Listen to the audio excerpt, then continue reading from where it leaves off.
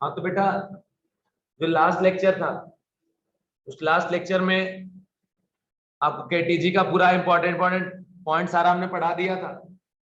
और उसमें सबसे पहले काइनेटिक गैस इक्वेशन जो आपको याद हो गया होगा, क्या था उसका फॉर्मूला?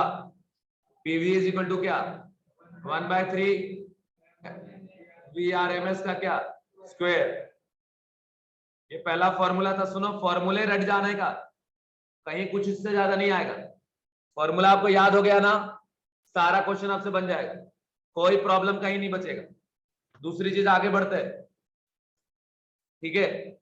दूसरा कंडीशन इसमें आगे आए थे, बहुत सारा डेरिवेशन कराए थे, लेकिन हमने कहा था कोई फायदा नहीं उस डेरिवेशन का, यही डिराइव होके आया था। उसके बाद फिर बाद में बेटा गैस लॉज को हमने प्रूव किया, तो वो भी कोई फायदेमंद हमारे लिए हुआ नहीं। लेकिन बाद में फिर आया काइनेटिक एनर्जी का फॉर्मूला, है ना, कि काइनेटिक एनर्जी क्या होगा। तो यहां बताए थे काइनेटिक एनर्जी का फॉर्मूला फॉर 1 मोल गैस, याद है क्या? बोलो क्या था? 3 हाफ, वो वाला नहीं, आरटी वाला फॉर्मूला, 3/2 RT।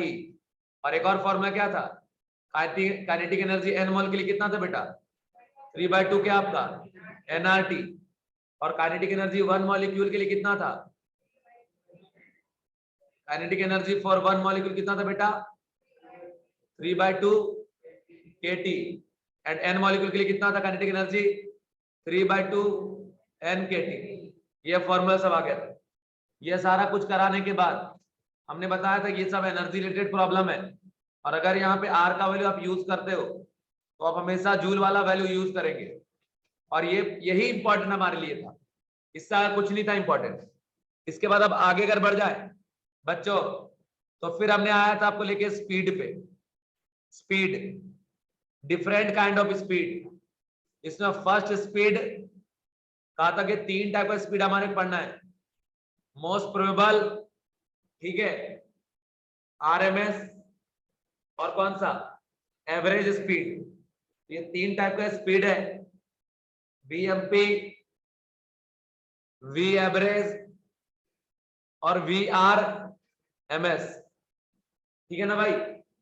जिसमें हमने कहा था कि अगर ये कंटेनर है, इसमें n गैस के मॉलिक्यूल है, ठीक है, 1 2 3 4 डॉट डॉट n, सभी का अपना स्पीड है U1 U2 dot dot dot UN। तो V एवरेज क्या होगा कि जो भी स्पीड है बेटा, उन सभी का ऑन एवरेज वैल्यू निकाल लो, सभी को ऐड करके नंबर ऑफ मॉलिक्यूल से डिवाइड कर दीजिए, तो V एवरेज निकल जाएगा। VRMS, root mean square speed, square करके मीन लगा के रूट लगा दो, क्या निकल जाएगा? Root mean square speed. VMP का मीनिंग क्या है सर? चलो फॉर्मूले तो हमें याद हो गए, लेकिन मीनिंग क्या है सर? मीनिंग देखिए, आप सबको दौड़ाना यहां से चालू किए तो 2-3 बच्चा दम से भाग गया, और बाकी मोस्ट ऑफ द स्टूडेंट एक साथ दौड़ेंगे, तो मैक्सिमम स्टूडेंट जिस स्पीड को फॉलो कर रहे हैं उस स्पीड को हम क्या बोलेंगे? VMP, most probable speed, followed by maximum number of student. लेकिन वैसे ही गैस मॉलिक्यूल के पॉइंट ऑफ व्यू से अगर हम बात करें, इसमें कंडीशन ये हो जाता बेटा कि बहुत सारे गैस के मॉलिक्यूल, है ना, लगभग सेम स्पीड से दौड़ेंगे, तो जो बहुत सारे स्पीड, जो कॉमन स्पीड रहेगा, जिसको मैक्सिमम मॉलिक्यूल्स फॉलो करेंगे, उसी स्पीड को हम क्या बोलेंगे? VMP, मोस्ट प्रोबेबल स्पीड, ठीक है। इस चीज का आप ध्यान रखें, VMP, most probable speed. Meaning समझ में आ गया ना? समझ रहे हो ना? क्योंकि कुछ ही ऐसे होते जो बहुत फास्ट दौड़ेंगे। सबका चेहरा में 12 क्यों बजा हुआ है? ऐसा लग रहा है जैसे भैया खूंखार अपराधी बैठा हो सामने, उसको देख रहे हो।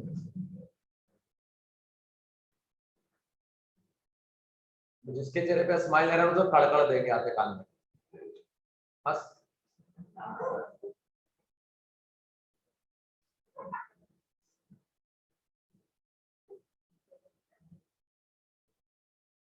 चलिए ठीक है, अभी बढ़िया हुआ चेहरा तुम लोग, अभी अच्छा लग रहा है चेहरा देख, है ना, लग रहा है एकदम ताजा ताजा, है ना। चलिए खैर, चेहरा सही दिखे तो थोड़ा पढ़ाने में मजा है, और चेहरा ऐसे दिखेगा क्या मजा आएगा भाई। चलिए खैर, आ जाइए यहाँ पे। जैसे बहुत सारे अपने बहुत फास्ट दौड़ेंगे, बहुत सारे स्लो दौड़ेंगे, लेकिन मैक्सिमम लोग जो साथ साथ दौड़ेंगे ना, और दौड़ते हुए बात करते करते जाएंगे, है ना, तो उसको हम लोग कौन सा स्पीड बोलेंगे, वीएमपी। ठीक है, अब वीएमपी बेटा हमने कढ़ा दिया था आपको, मोस्ट प्रोबेबल स्पीड, उसको शॉर्ट में वीएमपी बोलते हैं। और इसका फॉर्मूला कितना आया था, रूट अंडर 2RT अपॉन क्या, एम, जिसमें बताया था ये टी जो है ये टेम्परेचर हो गया, ये आर का वैल्यू 8.314 आप लेंगे, और ये जो एम है ये क्या हो गया, मोलर मास। एक बात सुन लो, अगर ये वेलोसिटी आपको मीटर पर सेकेंड में चाहिए, मतलब ऐसा यूनिट में चाहिए, तो मोलर मास भी आपको ऐसा यूनिट में रखना पड़ेगा, मतलब इन टर्म्स ऑफ क्या, केजी। ठीक है, समझ गए क्या। और इसी को हमने बोला था दूसरे तरीके से कन्वर्ट कर सकते हो कि वीएमपी इज इक्वल टू, अगर हम जाते हैं ऐसा कि रूट अंडर इधर से 2RT बाय एम। अब अगर हम बात करें root under 2RT bye M का, तो बेटा ये जो एम है ना, ये क्या है ये मोलर मास। ठीक है, अब मोलर मास क्या होता है, मास ऑफ क्या, 1 मोल मॉलिक्यूल, मतलब molecular mass into Avogadro number. तो यहां पे हम रख सकते हैं m इंटू Na, और R बाय Na जो है वो हो गया बोल्ट्जमैन कांस्टेंट। तो VMP इज √2kT/m। अच्छा, ये सब फॉर्मुलेट करके दिया तो उसके लिए, बाकी प्रॉब्लम में हम ये वाला यूज करेंगे। कभी होता है ना ऑप्शन में लिख दिया √2kT/m, हम कंफ्यूज हो जाते, तो कंफ्यूजन आपको ना हो इसलिए बता दी। तो यही है VMP, बात खत्म। नेक्स्ट आपको लेके जाते सेकेंड, V एवरेज। ठीक है, और इसका नाम है एवरेज स्पीड। सुन लो बच्चों, ये एवरेज स्पीड क्या है, मतलब ये कि बहुत सारे मॉलिक्यूल जिस स्पीड से दौड़ रहे उन सभी का ऑन एवरेज वैल्यू निकाल लो, वही कहलाएगा उसका एवरेज स्पीड। तो यहां पे हम लिखेंगे एवरेज ऑफ ऑल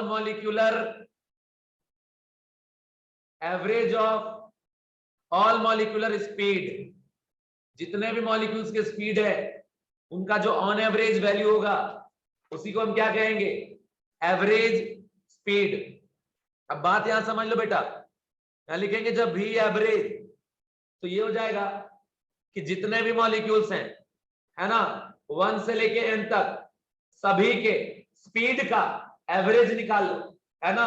तो ये U1 एवरेज के लिए क्या करेंगे, सभी को ऐड करके डिवाइड किससे कर देंगे, n से, जिसको सफलता चाहिए वो बोलते जाइए, है ना। U1 प्लस क्या आपका, U2 प्लस क्या आपका, U3 डॉट डॉट डॉट क्या आपका UN, डिवाइड बाय क्या बेटा, n। तो ये हो गया हमारा V एवरेज, है ना, ऐसा हो गया V एवरेज। पर सुनो, ये समझने के लिए ठीक है, प्रॉब्लम में इसका यूज नहीं हो पाएगा। प्रॉब्लम में T के टर्म्स में फॉर्मूला आता है, और उसके फॉर्मूले को डायरेक्ट आपको लिख के याद रखना पड़ेगा कि V average is equal to root under 2RT by, नहीं sorry 8RT by pi m। बस इतना याद है तो जिंदगी में सुखी रहोगे, सारे क्वेश्चन बन जाएंगे आपसे। ठीक है, तो ये हो गया V एवरेज का फॉर्मूला। इसमें भी ध्यान रखिए, ये टेम्परेचर इन केल्विन, R का वैल्यू 8.314, ये जो M है ये हो गया कौन सा, मोलर मास। अब इसको यूज करेंगे हम केजी में। दूसरा बच्चा, हम इसको ऐसा भी लिख सकते हैं ना कि V average is root under 8RT by pi, और ये जो M है वो क्या है, molar mass. Molar mass is what, mass of 1 mole substance, मतलब m इंटू Na, है ना, m इंटू क्या Na। अब सुनो, ये जो R बाय Na है ना, इसी को हम क्या बोलते हैं, बोल्ट्जमैन कांस्टेंट, है ना। जिसको जिंदगी से मोहब्बत ना हो मत बोलो, खा जाएंगे उसको, बता दिया इधर। बी एवरेज इधर क्या हो जाएगा, 8 kT बाय क्या, पाई m, ये आ गया वी एवरेज। ठीक है, अब सुनो, इन दोनों में क्या डिफरेंस है, ये वाला मास मोलर है और ये वाला मास कौन सा है, मॉलिक्यूलर मास। बात खत्म। तो ये हो गया बेटा हमारा वी एवरेज। अब आगे बढ़ जाए, बढ़ गया आगे। अब तीसरा स्पीड जो था उसका नाम है रूट मीन स्क्वायर स्पीड। ठीक है, रूट मीन स्क्वायर स्पीड। तो यहां समझ लीजिए, रूट मीन स्क्वायर स्पीड का एक जो मीनिंग है ना बेटा, वो तो हम पहले समझा दिए, जैसा नाम वैसा काम। जैसे मेरा नाम तुम लोग रखे हो, मतलब मेरे हिसाब से, मतलब, है ना, वैसे में हूं। अभी गांव जाएंगे, देखो उधर नेपाल चले जाएंगे घूमते हुए, उधर भी स्टार बन जाएंगे, हो गए इंटरनेशनल स्टार। तो इधर बेटा VRMS, तो नाम क्या है इसका, रूट मीन स्क्वायर स्पीड। ठीक है, समझ रहे हो बेटा। जरा लाइट ऑन कर दो यार, ऐसा लग रहा है मातम पसरा हुआ है यार। लाइट ऑन करो यार साहिल जरा यार, वो भवन में बैठे जैसा रो रहे बैठ के, तुझ में और तेरी याद में बस फर्क है इतना, है ना। ऐसी कर लगा कर रखो लाइट एकदम बंद। चलो अभी सही है।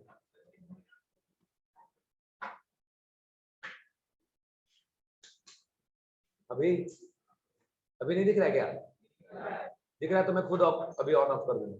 क्या दिक्कत है, मतलब लाइट रहता तो थोड़ा सही लगता है यार, बिना लाइट का फिर वैसे ही लगता है, बस रोए बैठ के कि बच्चा लोग सब समझ नहीं आ रहा है, ऐसा तो नहीं हो रहा ना।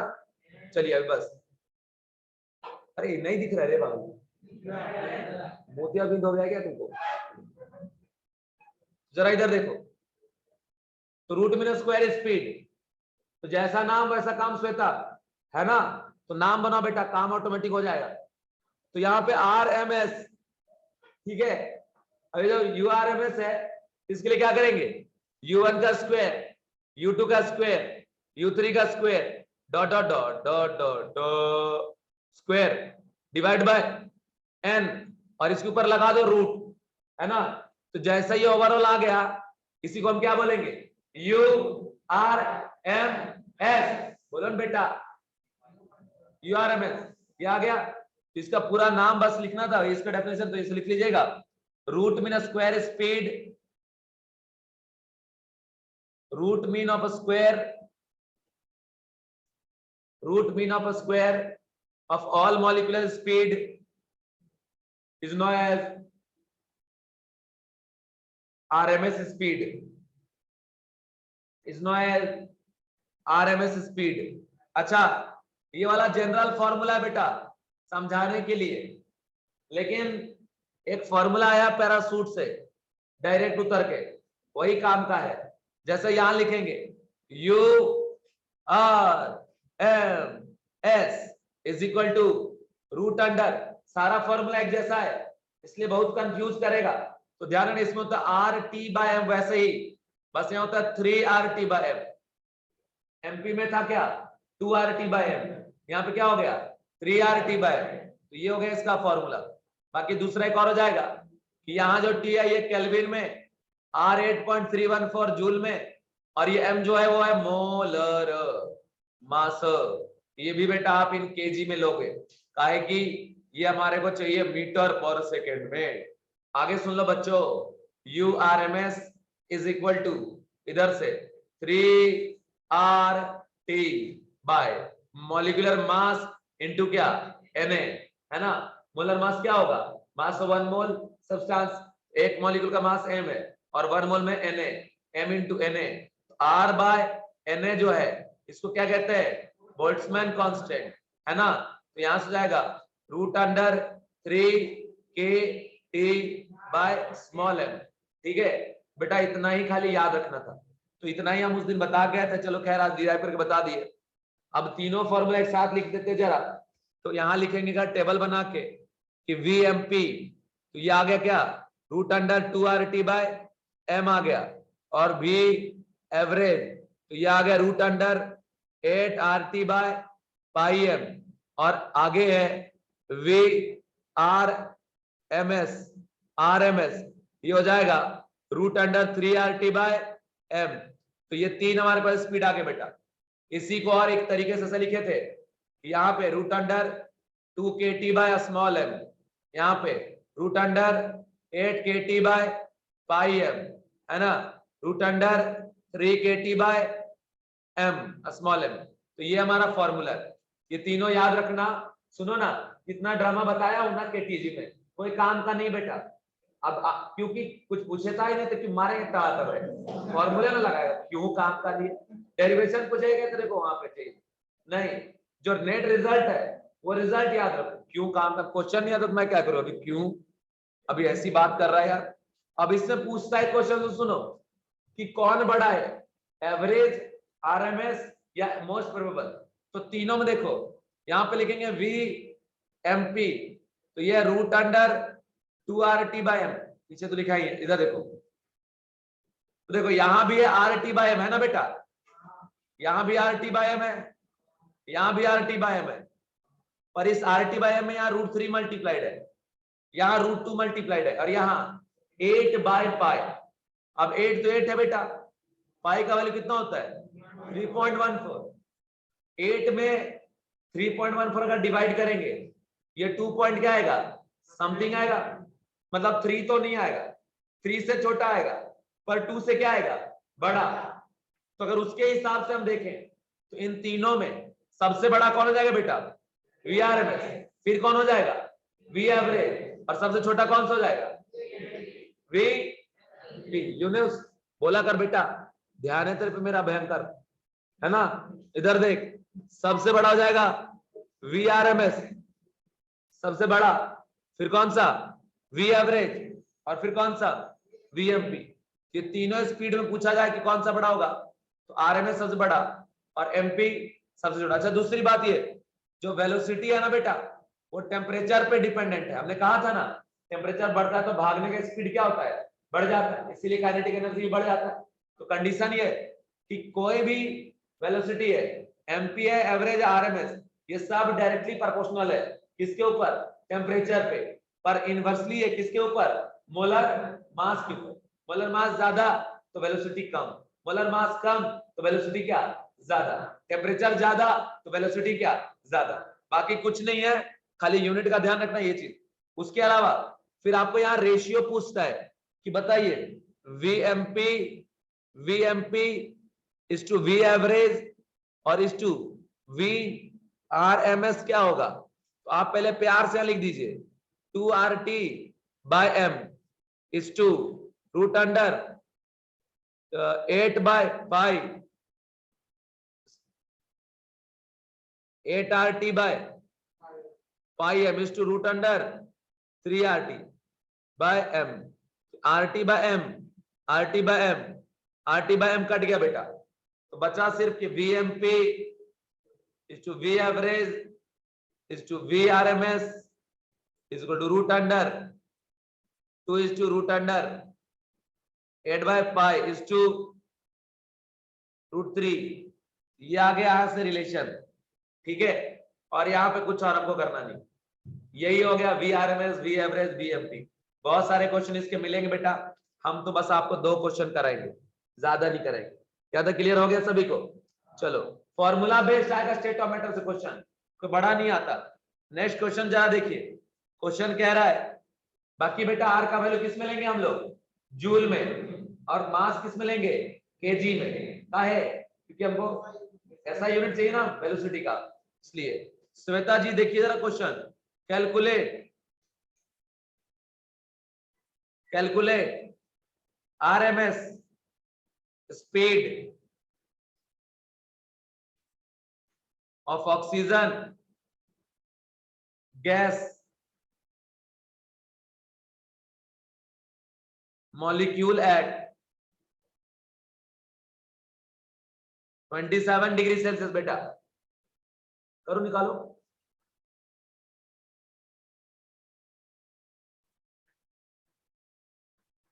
also calculate V average VMP। Data सिर्फ सेट कर दो, काम हो जाएगा।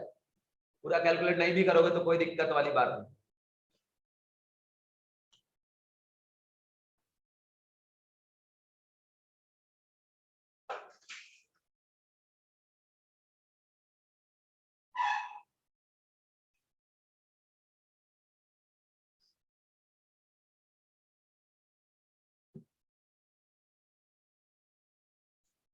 सीता गीता बेटा क्वेश्चन बन रहा है?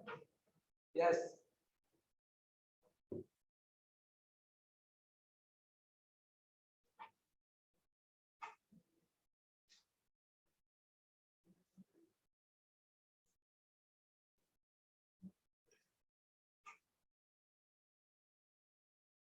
साहिल देखो, खाली डाटा सेट करना है ना, और ये क्वेश्चन ऐसा नहीं कि नहीं आता है, ये क्वेश्चन PYQ में आपको मिलेगा। हो गया? वाह, चल जा घूम के आ जरा। हो गया? ये दोनों भी निकाल लिया क्या? ये दोनों निकाल लिया? गजब का स्पीड है, वाह। चलिए आगे बढ़ते, सुनो। पहले नाम लिया ऑक्सीजन मॉलिक्यूल का, तो O2 लिख दीजिए, और इसका मोलर मास था 32 ग्राम। ग्राम ग्राम में काम नहीं चलेगा, इसमें चाहिए। तो 32 इंटू क्या करेंगे, 10 का पावर क्या, -3 kg। ये बुद्धि रखना बेटा, बुद्धि। और टेम्परेचर कितना है 27, मतलब कितना केल्विन, 300 केल्विन हो गया। आर का वैल्यू कितना लेंगे, 25/3 में कोई दिक्कत है क्या तुमको बाबू? 8.314 हुआ ना। तो बात यहां है देखो, कि यहां से लिखेंगे, पहले हम क्या निकालने बोला है, VRMS। तो लगा दो रूट अंडर 3RT 25/3, T का वैल्यू 300 और बाय M है 32 इंटू 10 का पावर क्या, -3।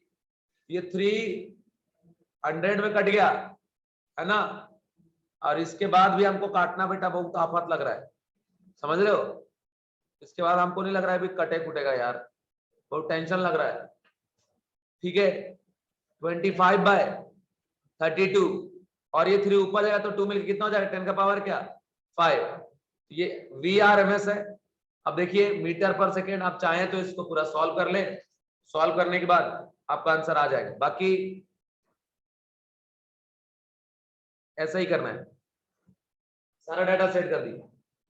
लेकिन जब प्रॉब्लम आपको देगा ऐसा क्वेश्चन में, ऐसा सेट करके देगा टेम्परेचर वगैरह की जाए इजीली सॉल्व हो जाए, इसलिए कर लेगा।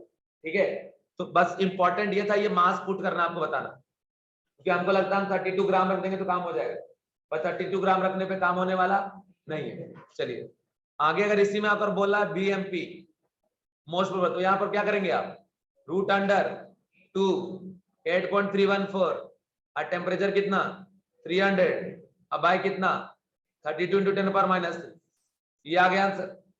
V average is equal to root under क्या 8/5 है ना, RT 8.314 और इंटू क्या 300, 8/5 RT अपॉन क्या M कितना, O2 का मास किसमें, kg में, तो 32 इंटू 10 का पावर क्या -3। तो ये आ गया एवरेज MP RMS। कुछ नहीं करना था बेटा, बाकी कैलकुलेट जब करने जाओगे ना वाकई में बहुत प्रॉब्लम होगा, ये चीज आप ध्यान रखें। अच्छा ये लेकिन इजीली कैलकुलेट हो सकता है यार,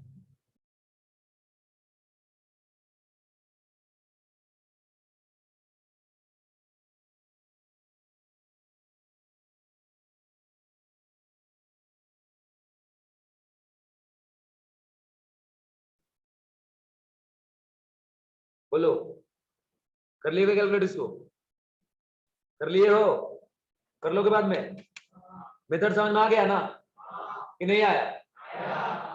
अरे तुम मरे टाइप के मत बोलो यार, थोड़ा अच्छा तेज बोलो, तेज आवाज बोलो, एक बार पहले जाके टाइप के बोलो। आया समझ में? एक बार और बोलो यार। ठीक है, चलो एक और क्वेश्चन है, बोल रहा है if average speed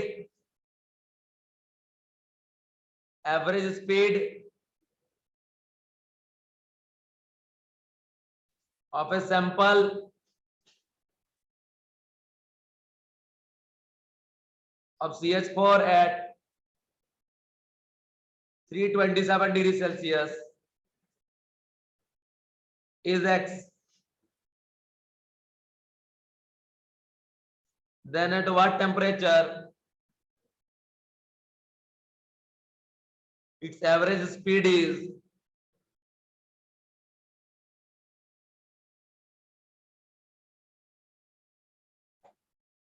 its average speed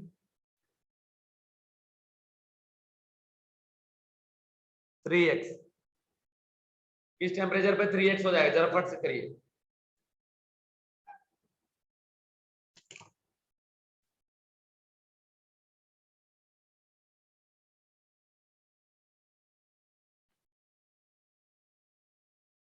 average speed दिया सैंपल CH4 का और वो वैल्यू दिया x के बराबर. बोल रहा है कि किस टेम्परेचर पे ये वैल्यू 3x के बराबर हो जाएगा. ठीक है ना.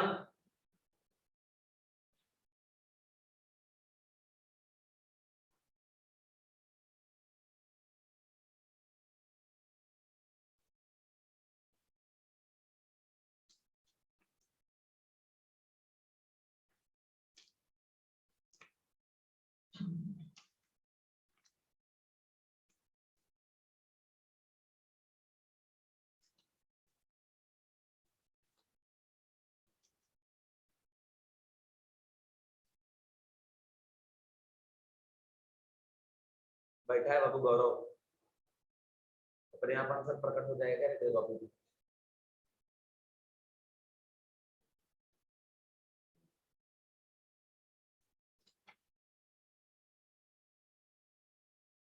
ना ये टेम्परेचर 327 डिग्री सेल्सियस है. केल्विन में लाएंगे पहले इसको.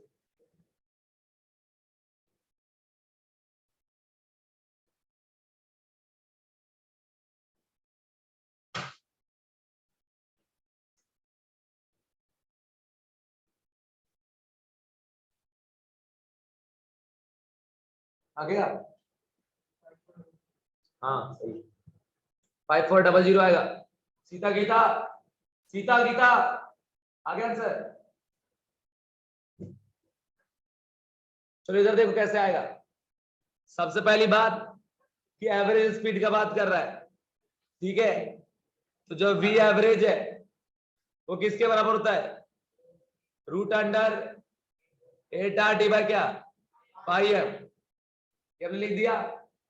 ये लिखने के बाद अब सुन लो 8RT बाय पाई एम में जब टेम्परेचर T1 है ना कितना 327 डिग्री सेल्सियस मतलब कितना 600 केल्विन. तो V average 8 into R into 600 by pi M किसके बराबर? X के बराबर. ठीक है. आगे हमारे पता करना है V एवरेज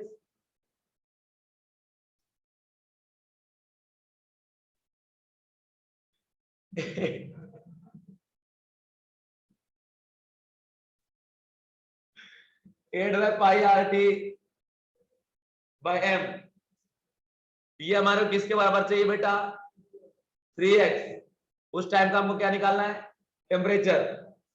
अब यहां रख देते हैं 8RT by pi M is equal to 3 into ये जो x का वैल्यू है x का वैल्यू जो है वह 8R 600 बाय पाई M.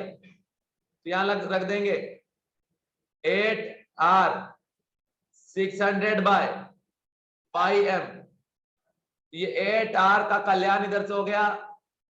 ये दोनों भी कट गया. अब स्क्वायरिंग बहुत साइड कर दीजिए. तो यह आ जाएगा T और ये आ जाएगा 3 का स्क्वायर 9 और ये 600 का रूट जो हम स्क्वायर कर देंगे तो रूट हट जाएगा और बचेगा 600. तो डायरेक्ट आंसर आ रहा है. कैसे तुम लोग 10th पास किए बाबू अगर ये आंसर नहीं आ रहा है तो ये कितना आ गया 5400 केल्विन. है ना, ठीक है। तो ये जो टेम्परेचर है वो 5400 केल्विन 5400 केल्विन में आ गया, है ना। अगर डिग्री सेल्सियस में लाना है तो माइनस कर देंगे 273 केल्विन, तो बच जाएगा जो, वो क्या हो जाएगा, डिग्री सेल्सियस। तो इतना इजी क्वेश्चन था, ठीक है। चलिए आगे बढ़ते हैं। ये VRMS VMP दिस दैट सब खत्म। अब नया कंडीशन आपको बताने जा रहे हैं, इसका नाम है मैक्सवेल डिस्ट्रीब्यूशन कर्व। अब ये मैक्सवेल डिस्ट्रीब्यूशन कर्व क्या बताएगा। मैक्सवेल भी एक साइंटिस्ट का नाम है ना, क्रिकेटर नहीं, है ना, समझ रहे हो, वो नहीं है, साइंटिस्ट है ये। ये साइंटिस्ट ने बेटा मंदिर में घंटी लेकर गए, घंटा बजाया हो, टन टन जो बजता है वो कैसा होता है, ऐसा होता है ना, ऐसा उसमें ऐसा बजाता है टन, समझ रहे हो। तो मैक्सवेल ने ऐसा ऑब्जर्व किया कि जब हम fraction of molecule versus speed का ग्राफ बनाते हैं तो बेल शेप ग्राफ ऑब्जर्व होता है। और बेटा उसका जो एरिया अंडर कर्व है, एरिया इनक्लोज, कितना एरिया ऑक्यूपाई हो रहा है उसके अंदर, वो यूनिटी के बराबर होगा। और मैक्सवेल साहब ये कहे कि जब आप टेम्परेचर बढ़ाइएगा ना, अगर बेल ऐसा है तो ऐसा फ्लैट होता जाएगा इस तरीके से, समझ रहे हो, जैसे ऐसा है बेल ऐसा, और टेम्परेचर बढ़ाओगे ऐसे ऐसे होते जाएगा, फैलते जाएगा, है ना। और टेम्परेचर कम करोगे तो ऐसा होता जाएगा। लेकिन एरिया अंडर कर्व बदलने वाला नहीं। अभी ऐसे ऊपर से नीचे तक ऑक्यूपाई किया है ना, और जैसे टेम्परेचर बढ़ाएंगे तो ऐसे हो रहा है, ऊपर वाला नीचे आ रहा है ना, ऊपर से हाइट कम और इधर से विड्थ बढ़ते जा रहा है, लेकिन एरिया अंडर क्या रह रहा है, कर्व क्या रह रहा है, सेम, ठीक है। और ये कर्व उसने ड्रॉ किया है fraction of molecule versus speed का। अब बेटा ये फ्रैक्शन ऑफ मॉलिक्यूल क्या होता है, अरे फ्रैक्शन मतलब क्या, वैल्यू लेस देन क्या, 1, मतलब individual number by total molecule, क्या हो जाएगा, फ्रैक्शन ऑफ क्या, मॉलिक्यूल। तो ये जो मैक्सवेल का जो ग्राफ है ना, या जो थ्योरी है ना, वो पूरे तरीके से सिर्फ और सिर्फ ऑब्जर्वेशन पे डिपेंडेंट है, एक्सपेरिमेंटल है। ये कोई ऐसा नहीं है कि पहले F = ma कर देंगे बाद में एक्सेलरेशन निकाला, ऐसा नहीं है भाई। उसने एक्सपेरिमेंट करके ग्राफ जो जो चीज ऑब्जर्व किया वो दिया, ठीक है। कुल मिलाकर बात समझ में आया क्या कि नहीं आया। फ्रैक्शन ऑफ मॉलिक्यूल का जो डिस्ट्रीब्यूशन कर्व है मैक्सवेल के थ्रू जो दिया है वो प्रोबेबिलिटी पे डिपेंडेंट है ना। और उसमें सीधा सीधा उसने कहा है कि एरिया अंडर जो कर्व होगा ना वो कभी बदलेगा नहीं, और जो कर्व आएगा वो बेल शेप आएगा। अरे बाबू कैसे समझ, तो देखो ऐसा बात समझ कि ये जैसे देख रहे हो ऐसा बेल बेल, ठीक है। तो ये कर्व हो गया फ्रैक्शन ऑफ मॉलिक्यूल वर्सेस किसका, स्पीड का। और आपको पता है ना कि स्पीड किसके ऊपर डिपेंड करता है, टेम्परेचर पे। तो उसने ऑब्जर्व किया जैसे हम टेम्परेचर बढ़ाएंगे ना, अभी ये ऐसे होते जाएगा, पहले ऐसे ऊपर तक गया है लेकिन नीचे फ्रेगरेंस ऊपर से नीचे आ रहा है, नेट एरिया क्या रहेगा, कांस्टेंट, बदलने वाला नहीं है, ठीक है। तो यहां पे ध्यान रख, हेडिंग में लिखिएगा Maxwell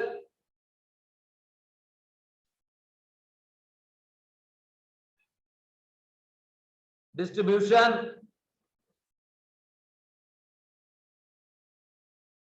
Maxwell distribution of molecular speed, Maxwell distribution of molecular speed, ठीक है। तो मैक्सवेल डिस्ट्रीब्यूशन मॉलिक्यूलर स्पीड हो गया। अब कंडीशन देखें, इसके बाद जब आगे बढ़ते हैं यहाँ पे कुछ इंपॉर्टेंट कंडीशन है, इन कंडीशन का आप ध्यान रखिए।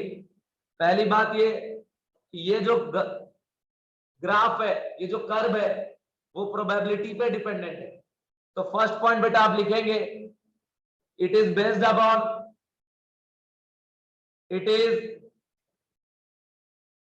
Upon law of probability. एकदम एग्जैक्ट का बात उसने नहीं किया, प्रोबेबिलिटी का बात किया। दूसरी बात ये ठीक है, इसमें लिखिएगा कि it gives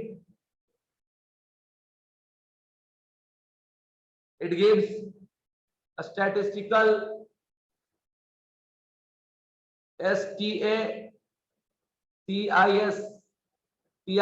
statistical average speed of molecule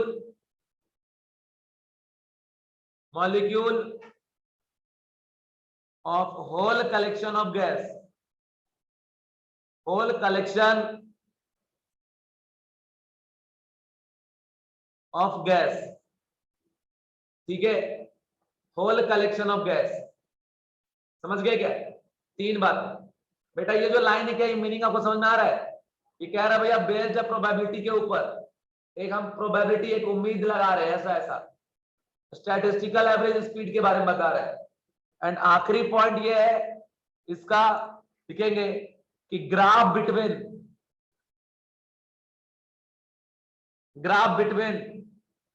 fraction of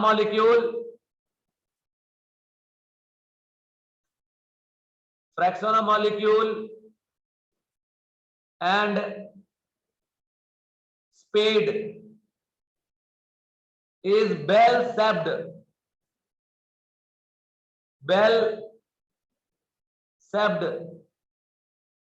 graph,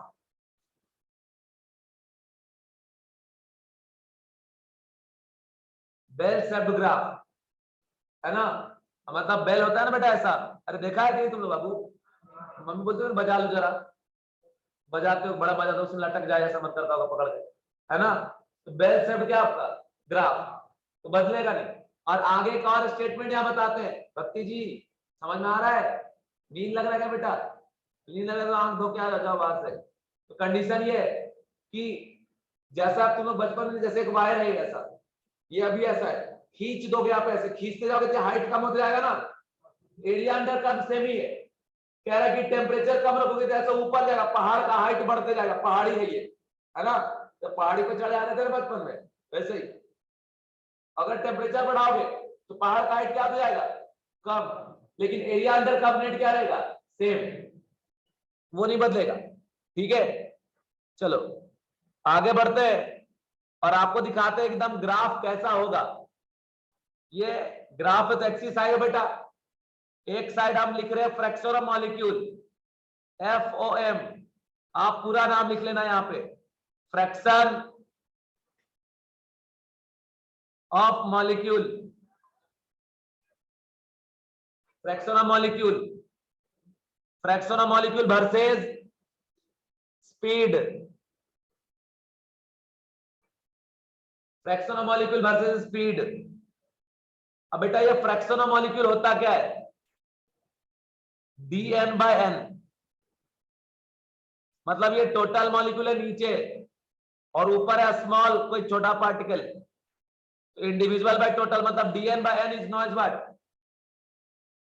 क्या? Fraction of molecule. ठीक है, और कर्व का शेप फिक्स है बेटा, कैसा? घंटी के जैसा होगा ऐसा एकदम, ठीक है, इस तरीके से। तो कर्व जो है ना ऐसा हो जाएगा इस तरीके से, देख लिए, एकदम पहाड़ी के जैसा। अब बात समझो, एकदम कुछ इंजीनियरिंग मत कर देना कि यहां से ओरिजिन से चिपका के खींच दे रहे बुढ़बा, जब हम खींचवा नहीं किया तो काहे लगा रहा दिमाग, और बाद में भी कट मत करवाना बेटा, पैरेलल लेके जाके छोड़ देना, नहीं तो कुछ इंजीनियर आपके बीच में वो ऐसे करना चाहेंगे, ऐसा बोले है क्या ऐसा, हम फिर काहे कर रहा है ऐसा भाई, बोलेंगे तब ना करेगा यार, ऐसा होता ही नहीं है। तो देखिए कहने का मतलब ये है कि जब हम इधर जा रहे हैं ना, इधर इधर इधर, तो स्पीड का वैल्यू बढ़ते जा रहा है, और जब ऊपर जा रहे हैं तो फ्रैक्शन ऑफ मॉलिक्यूल का वैल्यू क्या हो रहा है? बढ़ते जा रहा है। और ये वाला जो है यहाँ पे बच्चों, ये जो पॉइंट आप देख रहे हो ना, ये पीक पोजीशन है कर्व का, पीक ऑफ कर्व, मतलब एकदम पहाड़ी का हाइट, इसके ऊपर नहीं जा सकते, पीक पॉइंट बोलते ना, एकदम पीक पे चला गया कोरोना, वर्ड नहीं सुना था क्या? पीक मतलब एकदम मैक्सिमम। तो वैसे कर्व का जो लास्ट पॉइंट होता है ना, ये क्या हो गया आपका? पीक पॉइंट, समझ रहे हो? तो ये हो गया पीक पॉइंट, मतलब यहां पे फ्रैक्शन ऑफ मॉलिक्यूल एकदम मैक्सिमम है, और बाकी बेटा इधर जाने पे स्पीड का वैल्यू बढ़ेगा। अच्छा यहां पे देखिए, यहां पे ये वेलोसिटी टेंस टू 0 है, मतलब यहां पे स्पीड जो है वो टेंस टू 0, 0 नहीं है पर 0 के पास तो है ना, एकदम इधर को टच कर रहा है भाई, तो स्पीड टेंस टू 0। और यहां पे आ जाओ लास्ट में एकदम, यहां पे स्पीड जो है ये बेटा मैक्सिमम है, मैक्सिमम, क्योंकि एकदम सबसे दूर जा चुका है, यहां पे, यहां मैं भी यहां हूं, यहां हूं, ठीक है। तो यहां पे स्पीड क्या है, मैक्सिमम। अब बेटा इस करस्पॉन्डिंग जब स्पीड टेंस टू 0 है तब फ्रैक्शन ऑफ मॉलिक्यूल एकदम कम, एकदम नीचे है ना। अरे ये वाला एक्सिस जो वाई वाला एक्सिस है, ये फ्रैक्शन ऑफ मॉलिक्यूल को रिप्रेजेंट कर रहा है। इसमें जितना ऊपर होगा फ्रैक्शन ऑफ मॉलिक्यूल क्या होगा, उतना ही ज्यादा, और नीचे रहोगे तो फ्रैक्शन ऑफ मॉलिक्यूल क्या होगा, कम। तो बेटा एकदम हम नीचे ना है, तो फ्रैक्शन ऑफ मॉलिक्यूल एकदम किसके बराबर है, टेंस टू क्या आपका 0। और बेटा यहां भी जब मैक्सिमम पे चला गया तब भी फ्रैक्शन ऑफ मॉलिक्यूल किसके बराबर है, टेंस टू क्या आपका 0। तो यहां से दो बात पता चल रहा है कि एकदम हवा के जैसे चलता है तो टाइप का बहुत कम मॉलिक्यूल है ना, और बहुत धीरे धीरे चलने वाले मॉलिक्यूल बहुत कम है ना, बात समझ रहा है कि नहीं। तो कंडीशन समझ लो बेटा, बहुत फास्ट चलने वाले मॉलिक्यूल, जैसे आप यहाँ पे आ जाइए, यहाँ देखेंगे ये वाला जो पॉइंट है यहाँ का स्पीड क्या है, एकदम मैक्सिमम, लेकिन इसके करस्पॉन्डिंग फ्रैक्शन ऑफ मॉलिक्यूल यहाँ पे आ रहा है कि फ्रैक्शन ऑफ मॉलिक्यूल ऊपर जाने उतना ज्यादा हो जाएगा, ठीक है। तो बात ये है कि यहाँ स्पीड ज्यादा तो फ्रैक्शन ऑफ मॉलिक्यूल क्या एकदम कम, और एकदम स्लो वाला भी एकदम क्या आपका कम। हमने कहा ना कि आप पूरा भीड़ को हम यहाँ से दौड़ा देंगे, कुछ लोग अगर जब बंद से एकदम हो जाएगा, बंद से जाएगा, सामने से गुजर जाएगा, पता नहीं चलेगा, तो बहुत कम रहता है ना। बहुत फास्ट दौड़ने वाले बहुत कम, और कुछ लोग सो गए घूमते घूमते तो गोल हो जाएगा, समझ रहा है। तो ऐसे भी चलने वाला बहुत क्या रहेगा, कम। तो मतलब एकदम स्लो चलने वाला बहुत कम, और बहुत फास्ट दौड़ने वाला भी बहुत क्या आपका कम। तो ये चीज हो गया बेटा, इसका आप ध्यान रखना। ये कर्व भी आपको ड्रॉ करना था, और इसका जो एरिया अंडर कर्व है वो यूनिटी के बराबर। हमने क्या कहा, क्या आप लोगों को समझ में आया बच्चों। हम ये कहा बेटा कि बहुत फास्ट दौड़ने वाला भी बहुत क्या है, निग्लिजिबल, और बहुत एकदम स्लो टेंस टू 0 के बराबर दौड़ने वाला भी क्या है, निग्लिजिबल, दोनों निग्लिजिबल, ठीक है। हम आपसे ये कह रहे हैं, क्लियर, कोई दिक्कत नहीं।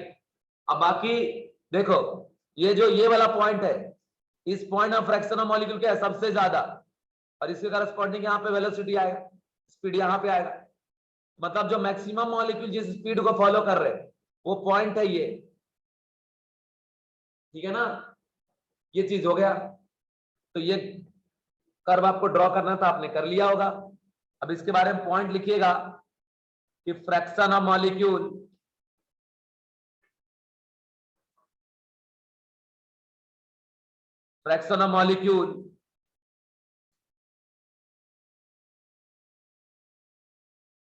corresponding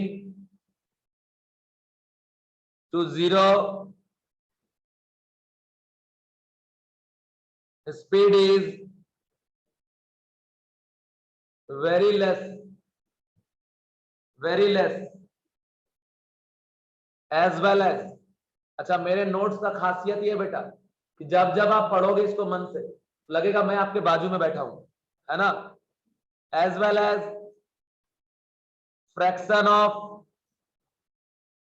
molecule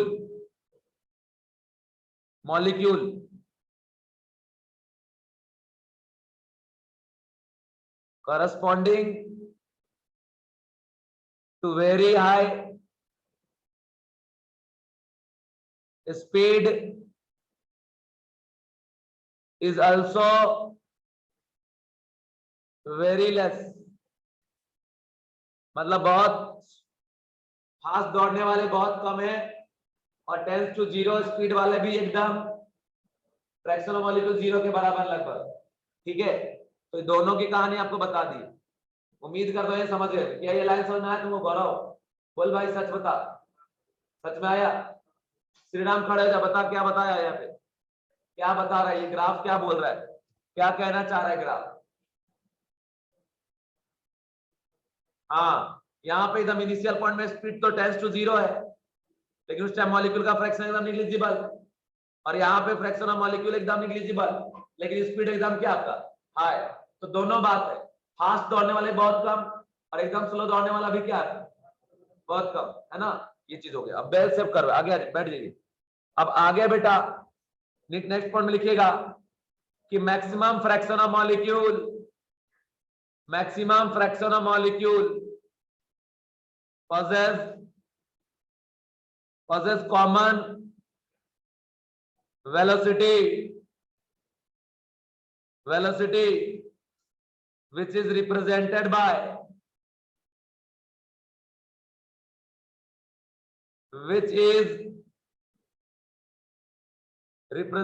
by peak of curve, peak of curve। देखिए यहीं पे तो है ना, ये वाला पॉइंट पीक है कर्व का, है ना? और मतलब इसी पॉइंट में फ्रैक्शन मॉलिक्यूल का वैल्यू एकदम मैक्सिमम है, मतलब इसके करस्पॉन्डिंग जो स्पीड आएगा ना, उसको फॉलो करने वाले मॉलिक्यूल बहुत ज्यादा है नंबर वाइज, ठीक है? और याद करो हमने आपको पढ़ाया कि बहुत सारे मॉलिक्यूल जिस स्पीड को फॉलो करेंगे उस स्पीड का नाम है most probable speed.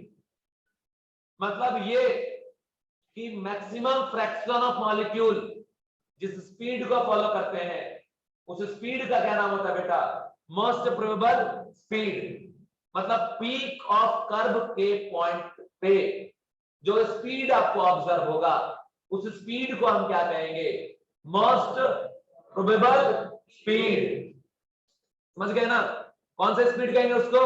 Most probable speed. Clear है बेटा? यस। तो मतलब मुझे बताओ, अभी तो ग्राफ एक और ड्रॉ हम करेंगे, पर मैं आपकी साइंटिस्ट पना देखना चाहता हूं। मुझे बताओ, ये जो पॉइंट है इस पे मैक्सिमम फ्रैक्शन ऑफ मॉलिक्यूल है और ये हो गया पीक ऑफ द कर्व, इसके करस्पॉन्डिंग यहाँ पे जो स्पीड ऑब्जर्व हो रहा है ये कौन सा स्पीड होगा बेटा? यहाँ कौन सा? जोर से बोला अच्छा बाबा, कौन सा? Most probable speed. ठीक है। अब एक चीज और पूछना चाहते हैं कि आप पढ़े थे ना वीएमपी, वी एवरेज और वीआरएमएस। आपको पता है सबसे ज्यादा वीआरएमएस है और सबसे कम कौन सा है? वीएमपी। तो बच्चों मुझे बताओ कि वी एवरेज और वीआरएमएस इधर जाएगा या इधर जाएगा, 2 के साइड या 1 के साइड? कहानी यह है कि वीएमपी अगर यहां पे है तो वी एवरेज या वीआरएमएस का पॉइंट हमें किस साइड में जाके मिलेगा? सेकेंड के डायरेक्शन में या फर्स्ट वाले डायरेक्शन में? आंसर क्या होगा? Second. Why? Because V average is greater than क्या आपका? VMP and VRMS also greater than क्या आपका? वीएमपी। इसके आगे जाएंगे तभी ना उससे ज्यादा वेलोसिटी मिलेगा, लेकिन अगर इससे पहले चलेगा तो हमको कम मिला, तो मतलब इसके पहले नहीं इसके बाद होगा। मतलब कभी भी एक मैक्सवेल डिस्ट्रीब्यूशन वाले कर्व में आप वीएमपी, वी एवरेज और वीआरएमएस आपको डिनोट करने बोले और आपको क्वेश्चन पूछ ले, ग्राफ वाला क्वेश्चन पूछ सकता है ना, तो याद रखना पीक ऑफ कर्व के करस्पॉन्डिंग जो स्पीड ऑब्जर्व होगा वो होगा वीएमपी, उसके बाद ऑब्जर्व होगा कौन सा? वी एवरेज और कौन सा? वीआरएमएस। अच्छा एक चीज और, आपको पता है ना कि वी एवरेज, वीएमपी और वीआरएमएस में सबसे बड़ा कौन होता है? वीआरएमएस, फिर वी एवरेज और फिर कौन सा? वीएमपी। मतलब वीएमपी के बाद कौन आएगा और सबसे एंड में कौन आएगा? वीआरएमएस। ठीक है, चलिए तो ये चीज तो आप लिख लिए बेटा। तो यहाँ पे आप लिखेंगे, इसको लिखेंगे कि maximum fraction of molecule possess common velocity which is represented by peak of curve and it is known as most probable speed। Most probable speed. अब यहां देखिए, यहां कर्व ड्रॉ करते हैं, ये ऐसा हो गया, नहीं दिख रहा है क्या बढ़िया से?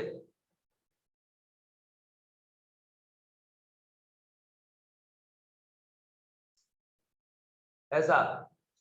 इधर हमने ले लिया फ्रैक्शन ऑफ मॉलिक्यूल, ठीक है, वर्सेस स्पीड, ठीक है, fraction of molecule versus speed. अब एकदम एकदम आराम से, मतलब ऐसे करके ऐसे कर दो, बन जाएगा, ठीक है। पर अगर और बढ़िया बनाना चाहते हैं, नहीं सर हम इसमें और बढ़िया कलाकारी करना चाहते हैं, करिए, क्योंकि कलाकार हो आप लोग।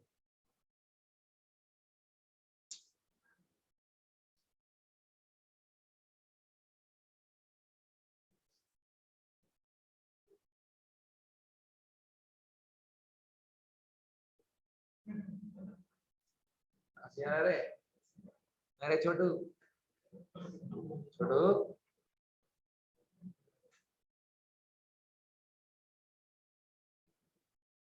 बन गए है कि नहीं?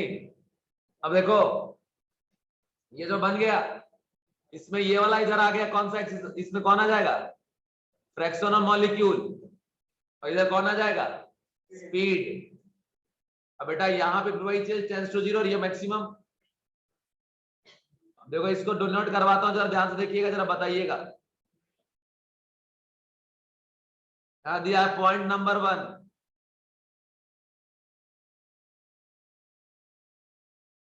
दिया पॉइंट नंबर 2,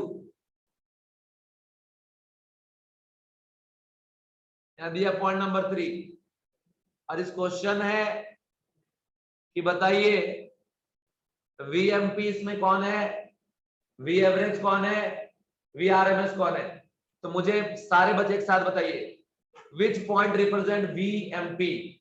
कौन सा? बोल नहीं रही बेटा। अब अगर वी एवरेज का बात करें तो वी एवरेज को कौन रिप्रेजेंट करेगा? कौन सा पॉइंट? 2 सेकेंड है ना। और थर्ड वाला किसको रिप्रेजेंट करेगा? V R. समझ में आ रहा है ना बेटा? काहे कि एक गिवन गैस के लिए आरएमएस सबसे बड़ा और वी एमपी सबसे छोटा। तो याद रखना कि जो पॉइंट 1 है ये वी एमपी को रिप्रेजेंट कर रहा है, पॉइंट 2 जो है वो एवरेज को, और पॉइंट 3 जो है वीआरएमएस को। ये तीनों चीज हमारे पास आ गई और इसको आप ध्यान रखना। और कंडीशन ये है कि इसके करस्पॉन्डिंग मैक्सिमम आ रहा है कौन? Fraction of molecule, maximum fraction of molecule यहां पे। और मैक्सिमम फ्रैक्शन मॉलिक्यूल जिस स्पीड को पोजेस करते हैं वो हो गया कौन सा आपका? Most probable speed. ठीक है, इसके बाद अब आगे बढ़ते, ध्यान से देखते जाइएगा, कुछ मुश्किल नहीं है, सब पढ़ा है, बस उसी से कोरिलेट होगा। अब कहानी ये है कि सर सेम चीज है, सेम गैस है, अगर हमने टेम्परेचर को चेंज किया तो क्या होगा? अब मैं बताता हूं बेटा आप लोगों को कि अगर टेम्परेचर चेंज करोगे तो जो कर्व है वो फ्लैटर होता है, मतलब वो ऐसे दबते जाएगा, जैसे भी ऐसे है ना, ऐसे है ना, तो ऐसा होता जाएगा इस तरीके से, नीचे आता जाएगा, ठीक है। लेकिन एरिया अंडर कर्व कांस्टेंट रहेगा, उसमें कोई चेंजेस नहीं आएगा, जो जितना पहले मिला था उतना ही मिलेगा। लेकिन पीक पॉइंट शिफ्ट होते जाएगा, पीक पॉइंट के शिफ्ट होने से बेटा वेलोसिटी भी चेंज होगा, क्योंकि कोई भी ग्राफ हो पीक पॉइंट के करस्पॉन्डिंग जो स्पीड मिलेगा वही कहलाएगा वीएमपी, मोस्ट प्रोबेबल स्पीड, ठीक है। ये चीज भी आप ध्यान रखिए। अब हम आपको बता दें जरा एक बात कि जैसा आप यहां पढ़े हो ना ये वाला कि V MP is equal to root under 2 R T by M. सुन लो, अगर टेम्परेचर हम बढ़ा देंगे तो वीएमपी क्या होगा? बढ़ेगा। अगर टेम्परेचर हम कम कर देंगे तो वीएमपी क्या होगा? कम होगा। अब इसके हिसाब से समझिए, अगर बेटा हमने टेम्परेचर बढ़ाया तो ये 0.1 पे है वीएमपी, बाद में वीएमपी पॉइंट 1 के किस डायरेक्शन में जाएगा, राइट में या लेफ्ट में, राइट में जाएगा। और अच्छा खाली VMP ही चेंज नहीं होगा, अगर VRMS का हम बात करें तो ये किसके बराबर है, 3RT बाय क्या आपका M। ये भी टेम्परेचर बढ़ने पे VRMS बढ़ेगा, तो VRMS अभी थर्ड पॉइंट है ना, बाद में वो इसके आगे जाएगा। अगर VMP चेंज हो रहा है, VRMS चेंज हो रहा है, तो ऑब्वियसली V एवरेज भी चेंज होगा। काहे भाई, यहाँ देखो V एवरेज भी तो होता है ना 8/π RT अपॉन M का रूट, तो T बढ़ने पे V क्या होता है, बढ़ता है। तो अभी जो V एवरेज यहाँ है ये इधर जाएगा। कुल मिला के याद रखिए कि अगर कोई गैस का सैंपल है उसका V एवरेज, VMP, VRMS है, और अगर आपने टेम्परेचर बढ़ाया तो जिस पॉइंट पे उसका VMP, V एवरेज, VRMS है, बाद में टेम्परेचर बढ़ने के वो सारे पॉइंट राइट डायरेक्शन में क्या होंगे, शिफ्ट हो जाएंगे। और अगर टेम्परेचर आपने कम किया वो सारे किधर चले जाएंगे, लेफ्ट डायरेक्शन, है ना। ऐसा नहीं कि खाली कोई एक चेंज हो रहा है, सारे चेंज हो रहे हैं। और अगर सुनो, अगर बेटा हम आपसे ये कह रहे हैं कि ये जो VMP है वो चेंज होके मान लो यहां पे आ गया, यहां पे कब, जब हमने टेम्परेचर क्या कर दिया। अब आपको पता है ना मैक्सिमम मॉलिक्यूल जिस स्पीड को फॉलो करते हैं उसी को हम लोग क्या बोलते हैं, फ्रैक्शन ऑफ मॉलिक्यूल। अभी हमारे को इसके करस्पॉन्डिंग यहां मिल रहा है फ्रैक्शन ऑफ मॉलिक्यूल, लेकिन जब टेम्परेचर चेंज कर देंगे बेटा तो मतलब ये होगा कि फ्रैक्शन ऑफ मॉलिक्यूल इसके करस्पॉन्डिंग कहीं ना कहीं मिलेगा। ठीक है, इसका मतलब ये ग्राफ भी तो शिफ्ट होगा, बिना ग्राफ के शिफ्ट हुए पीक पॉइंट शिफ्ट हो सकता है क्या, नहीं। और पीक पॉइंट के करस्पॉन्डिंग जो स्पीड होता है उसी को हम बोलते हैं VMP। मतलब पूरा ग्राफ का पीक पॉइंट ही शिफ्ट हो गया, जैसे पहले ऐसा था, है ना, बाद में ये ऐसा हो गया, ऐसा। तो पहले पीक पॉइंट यहां था, बाद में फ्लैट हो गया, ऐसा हो गया, अब पीक पॉइंट यहां पे आ गया, तो पीक पॉइंट तो चेंज ना कर गया, समझ रहे हो नहीं। तो जब टेम्परेचर चेंज करेंगे तो ग्राफ का एरिया अंडर कर्व कांस्टेंट और यूनिटी के बराबर, लेकिन उसका टेम्परेचर बढ़ने से वो फ्लैट होगा और टेम्परेचर कम करने से पीक पॉइंट और ऊपर जाएगा। टेम्परेचर कम करने में सारे स्पीड कम होते जाएंगे, टेम्परेचर बढ़ने पे बढ़ते जाएंगे। क्या तुम सभी को दिल दिमाग में एकदम समझ में आ गया है बेटा, आ गया समझ में, आ गया समझ में है? अरे बोलो तेज तब जागेंगे। आया कि नहीं, हाथ जागेगा नहीं तो जल्दी बोलो, आ गया है ना, ठीक है। चलो ठीक, आगे बढ़ते हैं। तो यहां लिखिएगा पॉइंट फिर बना के, पॉइंट लिखेंगे कि एरिया अंडर कर्व, ये कलर सही लग रहा है क्या तुम लोग को, एरिया हमारे तड़ा पूछे क्या, नहीं अच्छा लग रही बोल रहा, सब बढ़िया है, कलर कलर में क्या दिक्कत है। Area under the curve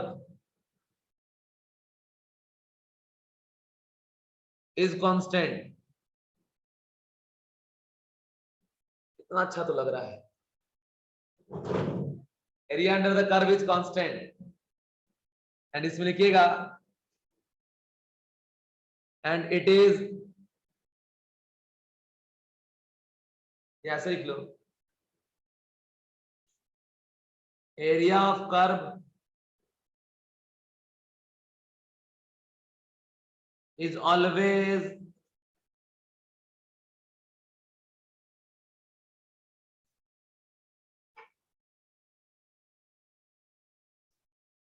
constant at any temperature and it is equal to unity, and it is equal to unity। ठीक है, चलिए अब देखिए आगे, अगर ये ग्राफ है और ऐसा है टेम्परेचर T पे, ये है इसका पीक पॉइंट,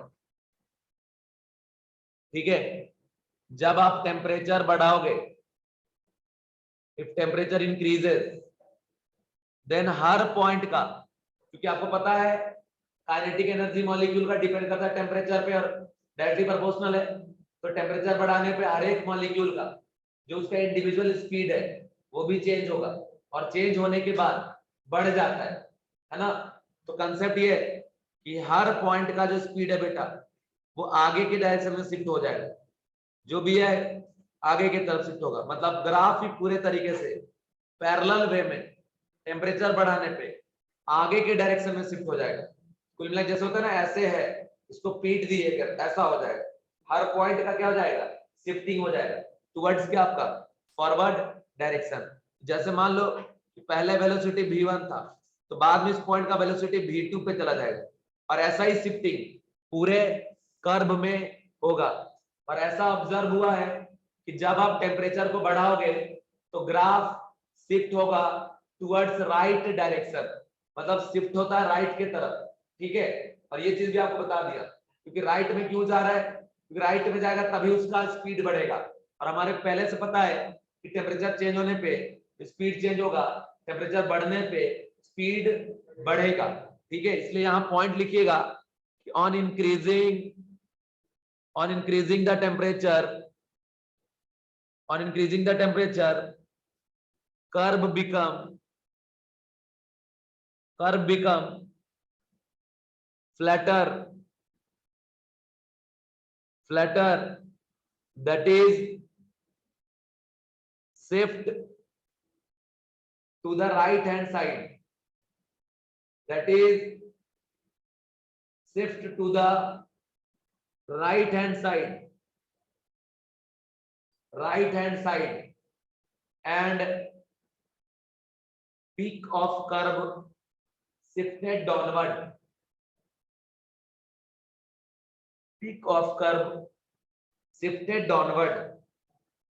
ठीक है।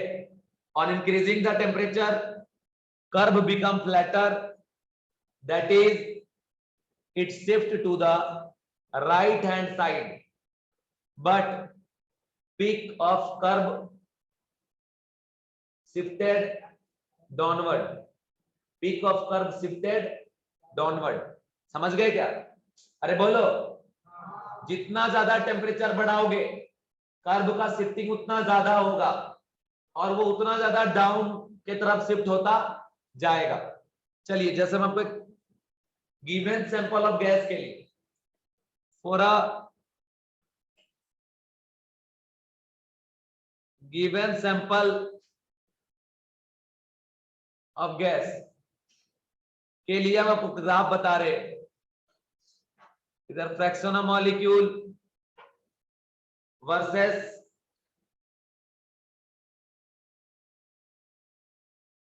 नहीं टेम्परेचर नहीं,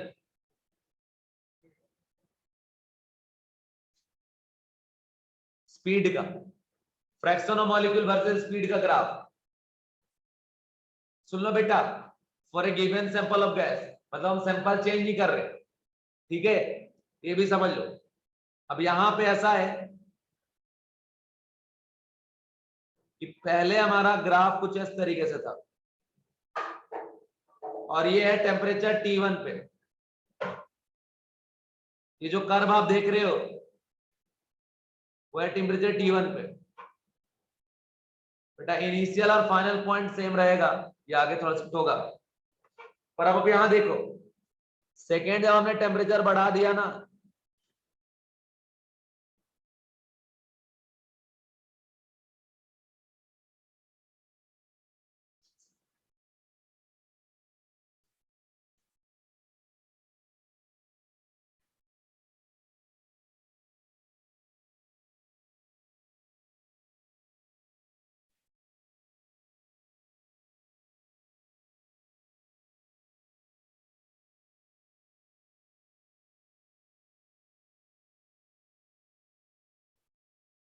ये कर्व को जरा देखिए, ये तीन तीन कर्व बेटा, ये ऊपर वाला है टेम्परेचर T1 पे, और इसका पीक पॉइंट है यहाँ पे, नीचे वाला है टेम्परेचर T2 पे, जिसका पीक पॉइंट है यहाँ पे, और इसका है बेटा T3 जिसका पीक पॉइंट है यहाँ पे। अब सुनो, सुनिएगा ध्यान से, देखो बेटा कि जब ग्रीन वाला को हम दबा दिए तो येलो में कन्वर्ट हुआ, तो ये वाला रीजन छूट गया ना, कम हो गया। पर देखो इधर से ये वाला रीजन बढ़ गया कि नहीं बढ़ा, तो मतलब नेट जितना कम होता है उतना ही बढ़ता है, इसलिए नेट एरिया रिमेन्स क्या, सेम, वो नहीं बदल रहा। दूसरा, एक बार और टेम्परेचर बढ़ा, एक बार और फ्लैटर हुआ, ये एरिया पूरा फिर छूट गया, तो ऊपर देखो एक्स्ट्रा और एरिया आया कि नहीं आया, आया ना, ऐसा पूरा। तो नेट जो है एरिया वो चेंज नहीं होगा। अब सुन लो बच्चा पार्टी, T1 के करस्पॉन्डिंग यहां पे हमारे को वेलोसिटी मिल रहा है, और अगर हम बात करें T2 के करस्पॉन्डिंग हमारे को यहां मिल रहा है, हम बात करें T3 तो हमारे को यहां मिल रहा है। हर एक ग्राफ के पीक पॉइंट करस्पॉन्डिंग जो स्पीड मिलता है वो उसका VMP होता है। तो यहां देखिए, यहां पे हमारे को जो मिला ये हो जाएगा VMP1, मतलब कि टेम्परेचर T1 पे, और यहां पे आपको मिलेगा VMP2, और यहां मिलेगा बच्चा पार्टी VMP3। समझ रहे हो क्या? अब जैसा आपको दिख रहा है वैसा ही कहा कहानी है कि T3 greater than T2, T2 greater than T1, and अगर हम बात करें वेलोसिटी का तो VMP3 greater than VMP2 and greater than VMP1। This is the trend for most probable speed. So ये चीज का ध्यान रखिए। And T3 greater than T2, T2 greater than T1। बेटा फिर से रिपीट करूं या आगे बढ़ूं? क्लियर है? ये सब ऐसे टॉपिक हैं जहां पे बच्चे भी कंफ्यूज रहते हैं और टीचर्स भी। लेकिन क्या आपको कोई कंफ्यूजन हो रहा है बेटा? ये ग्राफ ऐसे ऐसे देखो, ये ऐसा, चलो हाथ ऊपर करो, हाथ ऊपर, अरे ऐसा रे बुढ़ा, इससे नहीं, ऐसा, ऐसा कर लिए, ऐसा करना है, ऐसा कर्व बनाओ, कर्व बनाए, ये कर्व बन गया, अरे बेवकूफ बनाओ ना बाबू, ऐसा बन गया। अब देखिए ये वाला जो ये पीक पॉइंट है, बाद में ऐसे से करोगे तो पीक पॉइंट शिफ्ट होते जाएगा, है ना, और ऐसे कब होगा? जब टेम्परेचर बढ़ेगा, ठीक है। अब ऐसे करो, ऐसा, ये देखो, है ना, तो ये जो है ना, ये बेल शेप करो ना, कहीं दांत निकाल रहे खाली, ऐसा कर लिए। अब जैसे टेम्परेचर बढ़ाएंगे तो ये ऐसे होगा या ऐसे होगा, बताओ? ऐसे, है ना, फ्लैटर होते जाएगा, तो पीक पॉइंट डाउनवर्ड जाएगा। पीक पॉइंट डाउनवर्ड जाने पे इंजीनियर किसको बोलते हैं? जो नया क्रिएट करता है। आजकल का इंजीनियर क्या करता है पता है? चल जाएगा प्राइवेट कॉलेज में, देख देख खाली छापते रहेगा, अरे इसलिए जॉब नहीं मिलता भाई। NIT IIT में जाओगे तो क्रिएटिविटी तो दिमाग में होनी चाहिए ना, तो विजुलाइज करने की टेंडेंसी तो तुम्हारे अंदर होनी चाहिए ना, तब ना जाके फिर पैकेज छापोगे 50 लाख साल में। बाप रे बाप, पागल हो जाएगा फिर। पैसा मेरे अकाउंट में डालना, रख देंगे सेव करके बढ़िया से।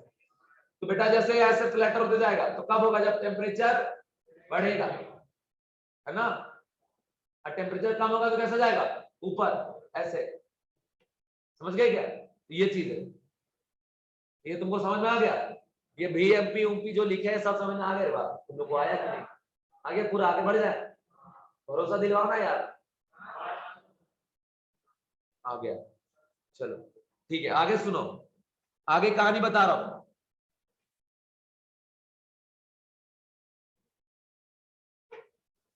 इस बार अच्छा, इस वाले केस में ना ये लिखे गिवन सैंपल ऑफ गैस, मतलब यहाँ पे गैस सेम है, ये मेंशन कर देना, और टेम्परेचर डिफरेंट है, ठीक है, तब ऐसा। अच्छा बेटा, अगर MP चेंज हो गया तो क्या RMS और एवरेज चेंज नहीं हुआ होगा? ऑब्वियसली हो गया होगा, है ना। और VMP VRMS V average same temperature पर रहने पे हम ना कंपैरिजन करते हैं, अलग अलग टेम्परेचर थोड़ी कंपैरिजन करेंगे, ठीक है। चलिए नेक्स्ट पॉइंट है हमारा कि गैस इस बार हम ले रहे हैं डिफरेंट, मान लीजिए, और टेम्परेचर हम ले रहे हैं बेटा सेम, ठीक है। मान लीजिए हमने एक गैस लिया, गैस एस और गैस जी, समझ रहे हो? Gas through S, gas through G, समझ रहे हो? और जो गैस रिलीज कर रहा है ना, एस नाम वाला बच्चा, उसका मोलर मास है ms, समझ रहे हो? और जो गैस रिलीज कर रहा है जी नाम वाला बच्चा, है ना, रिवॉल्यूशन ला रहा है ना, वो उसका मास है mg, ठीक है? समझ रहे हो? अब बाद में मान लो थोड़ा और इजी बना के, मान लीजिए इसको ए, इसको मान लीजिए बेटा बी, ये मास ऑफ ए और मास ऑफ बी। बताओ आप अंदाज लगा के, एस वाले का मास ज्यादा होगा या जी वाले का? जी वाले का ज्यादा मास होगा, है ना? तो मान लो molar mass of B is greater than molar mass of क्या? ए। ऐसा मान लो हमने मान लिया, एज्यूम कर लिया, ठीक है? Assume mass of gas B is greater than mass of gas क्या आपका? ए, समझ रहे हो? और बेटा आगे जैसे बढ़ेंगे तो वी एम पी लिखिएगा, वी एम पी क्या लिखेंगे?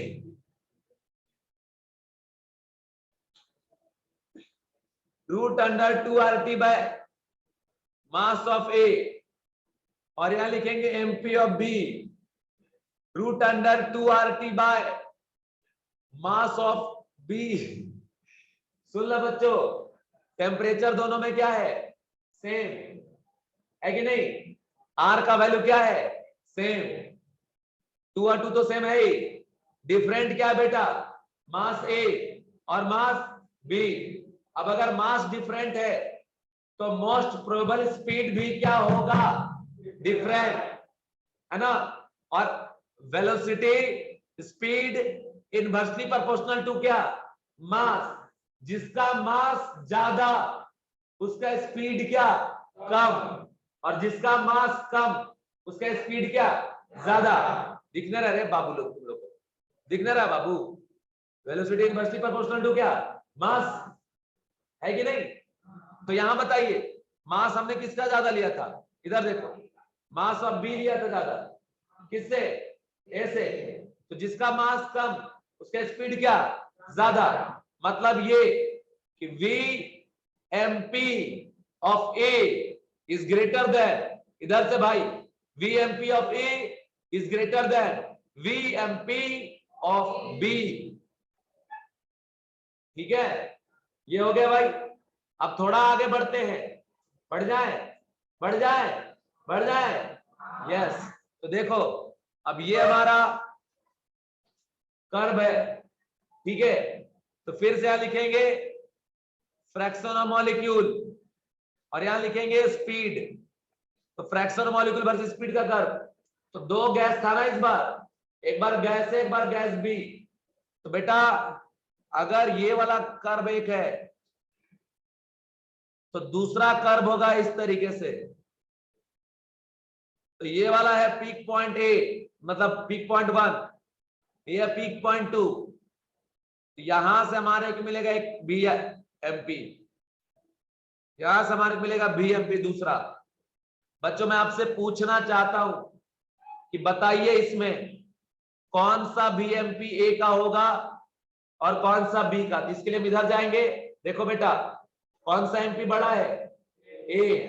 तो यहां पे कौन जाएगा? ये वाला बीएमपी कौन सा? ए। और यहाँ पे बीएमपी कौन सा? बी। मतलब जिसका मास कम वो आगे चला जाएगा और जिसका मास ज्यादा वो पीछे रह जाएगा। मतलब ये वाला जो यहाँ टेम्परेचर टी है, यहाँ भी टी है, पर ये वाला कर्व हो गया बेटा गैस बी के लिए और ये वाला कर्व हो गया बेटे गैस ए के लिए, ठीक है? तो डिफरेंट मास लेने पे भी हमारा जो कंडीशन है वो बदलता है, इसको भी आप ध्यान रखना।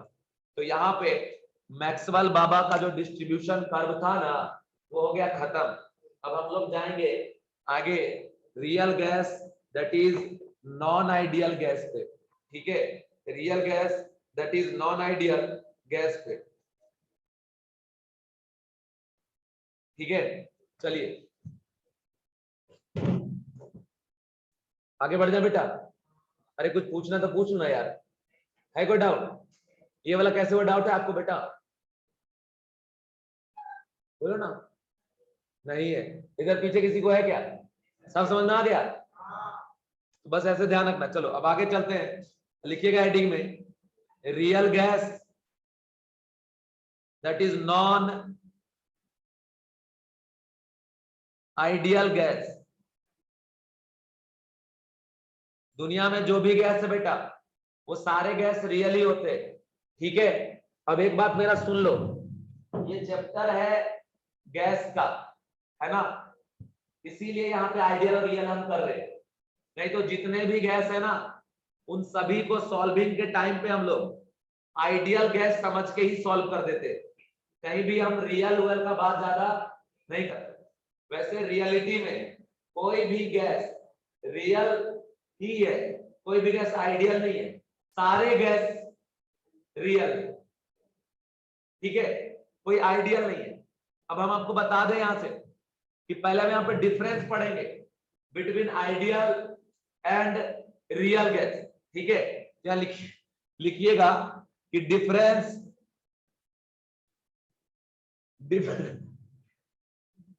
Between ideal and pascal real gas, difference between ideal and real gas. तो बात सुन लो, पास्कल कभी तो ऐसा मार मारेंगे गाल में चटाक से आवाज आएगा, देखना, समझ रहे हो? बस अभी बस एक बार चल के आने का दे रहे, पैर कैसे से कष्ट देंगे और आ जाएंगे और हाथ को बोलेंगे एक बार ऐसे हो जाओ, ऐसे जाओ, है ना? फिर देखना पास्कल जी ऐसा प्रेशर मेजरमेंट करवाएंगे तो, है ना? तो सुन लीजिए जरा, difference between ideal and real gas. तो पहली बात बेटा आप ये समझ लो कि आइडियल गैस नाम का कोई चीज होता नहीं, लेकिन फिर भी केमिस्ट्री के जो भी चैप्टर्स हैं जहां भी गैस आया वहां हम सीधा आइडियल गैस मान के उसमें आइडियल गैस इक्वेशन लगाते हैं, लेकिन जितने भी गैस है वो सारे के सारे गैस कैसे हैं? रियल। अच्छा ये जो इंजीनियरिंग वाला बात बताया ना वो कहीं भी जाकर मुंह उठा के मत लगा दीजिएगा, जब बोलेगा रियल जैसे लिख के दिया ना रियल, तभी रियल वाला बात लगाना, नहीं तो चुपचाप इग्नोर करके क्या लगाएंगे? आइडियल। क्या मान के चलेंगे? आइडियल, समझ रहे हो? जैसे कोई रिश्तेदार आपसे पूछता है क्या कर रहे हो बेटा? जेई का तैयारी, ठीक, अरे वाह गजब, उनको क्या पता तो यहाँ जाके सोता है समझ रहे हो क्या? तो बात वो है, समझ रहे हो? तो ये चीज है। तो यहाँ पे डिफरेंस बिटवीन क्या आइडियल एंड क्या आपका रियल गैस। तो कंडीशन ये है कि पहला हम लोग यहाँ लिखेंगे आइडियल गैस, आइडियल गैस। अभी आइडियल क्या होता है सर? तो सुन लो, आइडियल गैस और रियल गैस में क्या डिफरेंस है कि जैसे दो गैस मॉलिक्यूल के बीच में कोई फोर्स ऑफ अट्रैक्शन अगर प्रेजेंट नहीं है ना, किसी भी टाइप का कोई फोर्स ऑफ अट्रैक्शन नहीं है,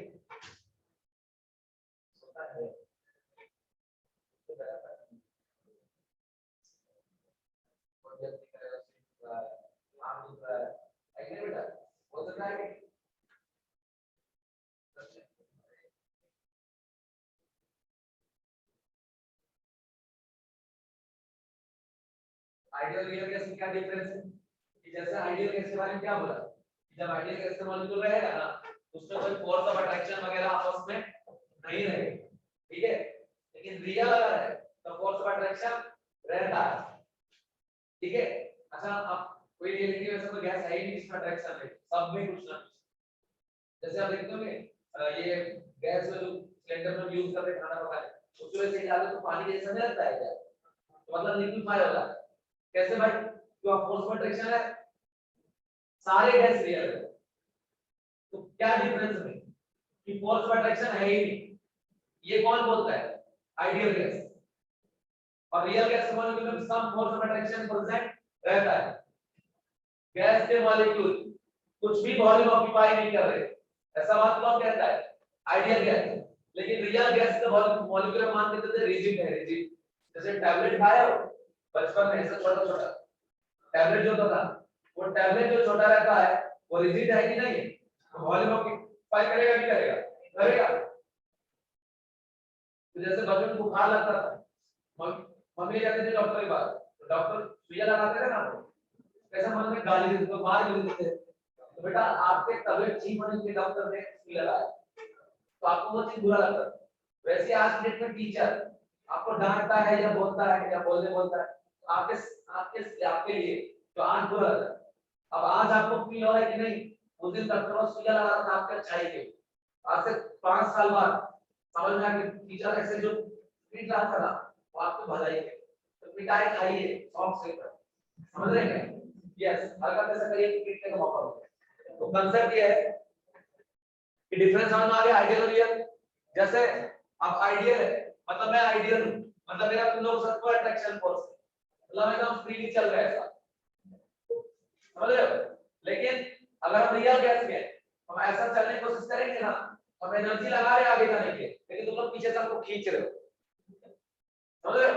मतलब एनर्जी जितना लगा रहे उस स्पीड से हम जाके दीवार पे टकरा नहीं पा रहे हैं, मतलब जितना प्रेशर डेवलप कर सकते थे उतना प्रेशर डेवलप कर नहीं पा रहे। ऐसा काम होता है बेटा रियल, ठीक है? तो यहाँ पे पहले हेडिंग में आपने लिखा आइडियल गैस, इसमें लिखिएगा volume of gas is negligible. पहले तो ये पॉइंट यहाँ लिख लो बना, वॉल्यूम ऑफ गैस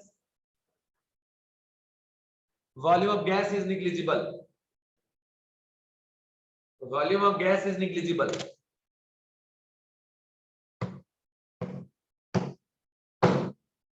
लिख लिए।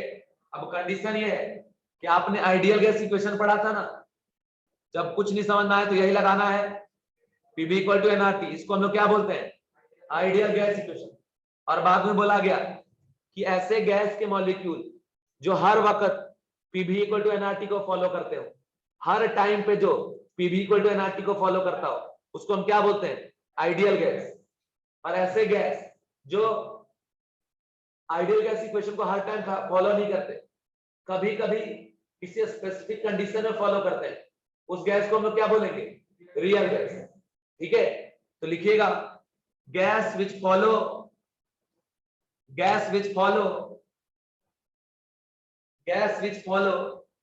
Ideal gas equation at all pressure and temperature, a gas which follow ideal gas equation at all pressure and temperature is known as ideal gas। For ideal gas volume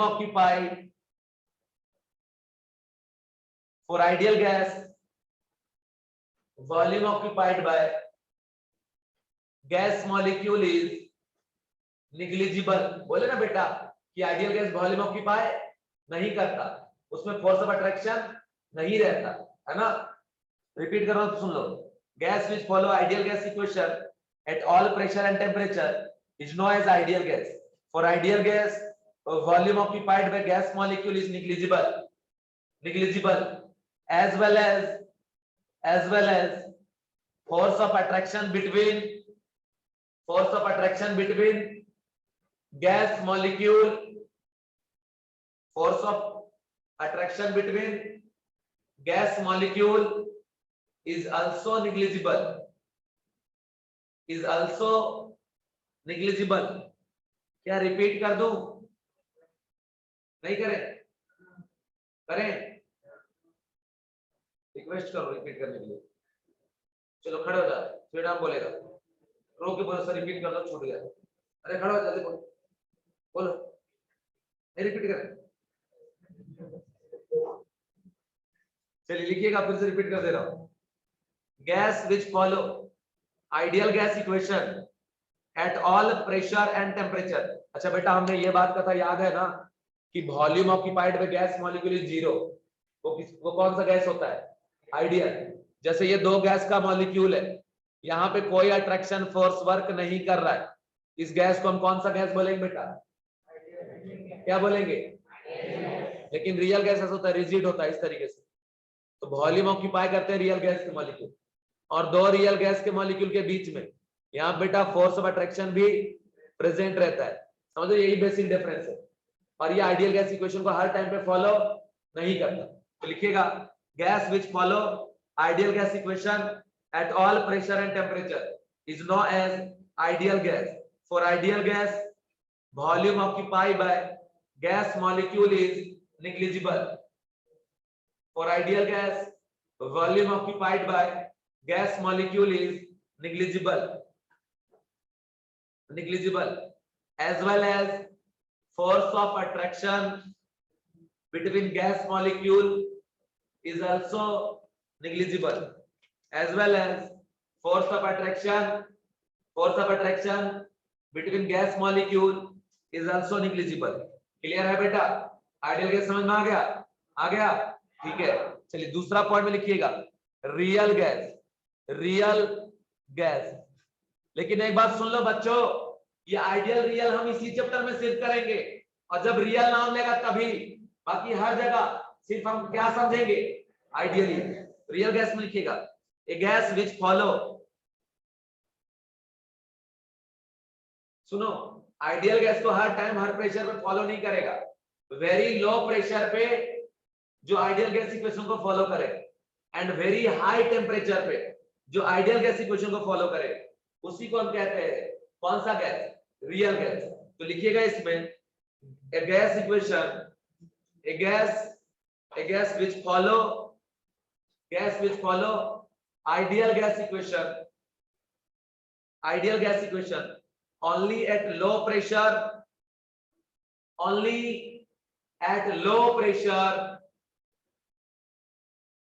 pressure and at high temperature.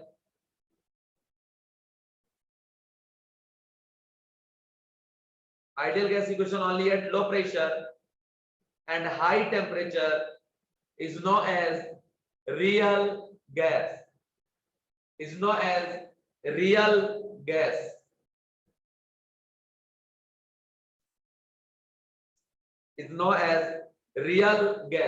लिख लिए, paragraph change करके लिखिएगा real gas molecule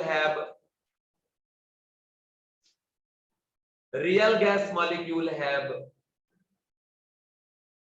sufficient volume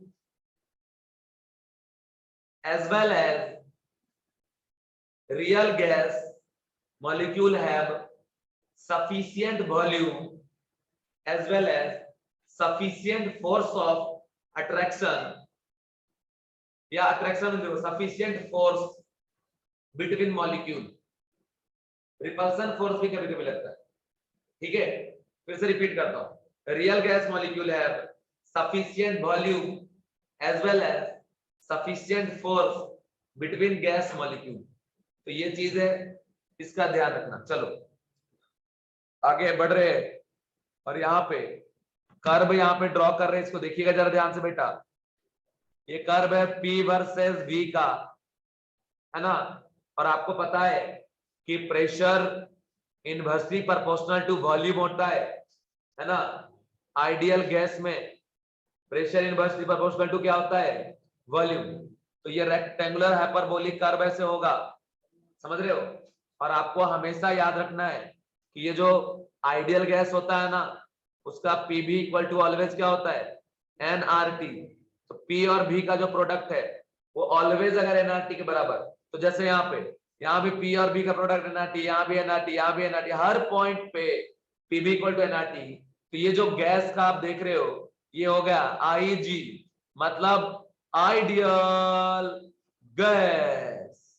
ठीक है, ये क्या हो गया बेटा? Ideal gas. लेकिन यही चीज अगर आप रियल गैस मॉलिक्यूल के लिए ड्रॉ करोगे तो उसका कर्व भी ऐसा ही आएगा, लेकिन वो इसको फॉलो नहीं करता। मतलब pressure inversely proportional to volume तो रहता है, लेकिन प्रेशर और वॉल्यूम का प्रोडक्ट ऑलवेज nRT के बराबर नहीं होता इन केस ऑफ क्या? Real gas. है कि PV को nRT को फॉलो ही नहीं कर रहा ना भाई, कर रहा है क्या? करता तो फिर उसको भी आइडियली बोलते, रियल की क्या जरूरत है फिर? तो होता क्या बताता हूं, ये कुछ ऐसा जाता कर्व इसका इस तरीके से,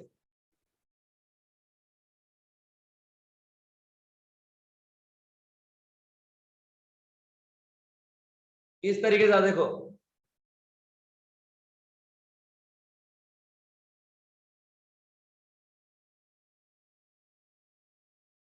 समझ गए क्या? ये जो येलो से दिखा रहा हूं ना बेटा, ये येलो वाला ये येलो वाला रियल गैस है ना? पूछिएगा कैसे सर? तो देखिए ये भी रेक्टेंगुलर हाइपरबोलिक ही कर्व है, लेकिन ये पीवी इक्वल टू एनआरटी के बराबर नहीं। मतलब इस कर्व में PV not equal to NRT हो रहा है।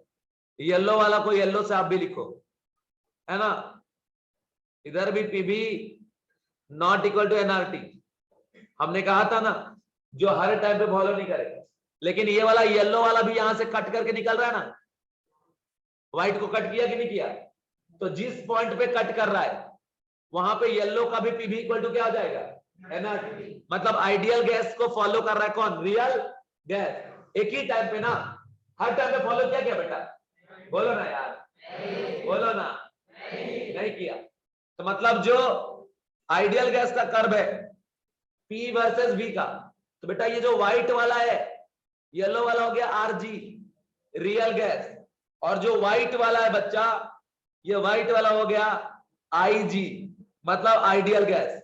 तो व्हाइट वाला आइडियल गैस हो गया, और जो येलो है वो कैसा हो गया? Real gas. ठीक है? इस कर्व का मीनिंग क्या है सर? इस कर्व का सिंपल मीनिंग है कि कर्व तो ऐसा ही रहा, पर रियल गैस से पीवी इक्वल टू एनआरटी नहीं हो पा रहा है। पीवी नॉट इक्वल टू क्या हो जा रहा है? एनआरटी। अब इसमें समझो कि जब कर्व आइडियल गैस के ऊपर से जाता है तो हम इसको बोलते हैं कि रास्ते से डेविएट हो गया। बोलते हैं ना, गलत रास्ते पे चला गया, डेविएट हो गया, चोर बन गया, है ना? चोरी कर रहा है। समझ रहे हो? बात समझ रहे हो कि नहीं? तो भाई रास्ता से डेविएट हो गया, तो डेविएशन। तो रियल गैस वाला भी तो डेविएट हो गया रास्ते से। वो आइडियल गैस को फॉलो कर रहा है क्या? नहीं, तो डेविएट हो गया। अच्छा, डेविएशन दो टाइप का। जैसे कोई लड़का है कि पढ़ाई लिखाई 11th 12th छोड़ दिया और एक कंपनी खड़ा कर लिया और 10 IIT को जॉब दिया हुआ है ना? तो पढ़ाई लिखाई छोड़ के वो डेविएट हुआ, तो अच्छे डायरेक्शन में हुआ। उस डेविएशन को क्या बोलेंगे हम? पॉजिटिव डेविएशन, है ना? और पढ़ाई लिखाई छोड़ के चोर बन गया, तो डेविएशन कैसा हो गया? Negative deviation. समझ रहे हैं कि नहीं? दो टाइप का डेविएशन, एक पॉजिटिव और दूसरा कौन सा? नेगेटिव। ठीक है ना? दो टाइप के डेविएशन। तो यहां भी दो डेविएशन है, एक पॉजिटिव डेविएशन, दूसरा कौन सा? नेगेटिव। मतलब ये आइडियल गैस को छोड़ा और अगर उसके ऊपर भाग गया तो ये डेविएशन कैसा होगा आपके हिसाब से? बताइए कैसा होगा? कैसा? कैसा? पॉजिटिव। पॉजिटिव। अरे अच्छा बोलो यार, कौन सा डेविएशन है ये? Positive deviation. तो यहां पे हम लगा देंगे पॉजिटिव डेविएशन। जब ये ऊपर से जाएगा तो समझ आना पॉजिटिव डेविएशन, और जब नीचे से जाएगा ना बच्चों, ये हो जाएगा निगेटिव डेविएशन। ऊपर वाला है पॉजिटिव डेविएशन और नीचे वाला है निगेटिव डेविएशन। तो ये ध्यान रखना, ये दोनों कर्व को अच्छे से ड्रॉ कर लीजिए। अब यहां पे हम आपको बता दिए। ठीक है, क्लियर हो गया? चलिए आगे बढ़ते हैं और नेक्स्ट पॉइंट लिखिएगा कंप्रेसिबिलिटी फैक्टर।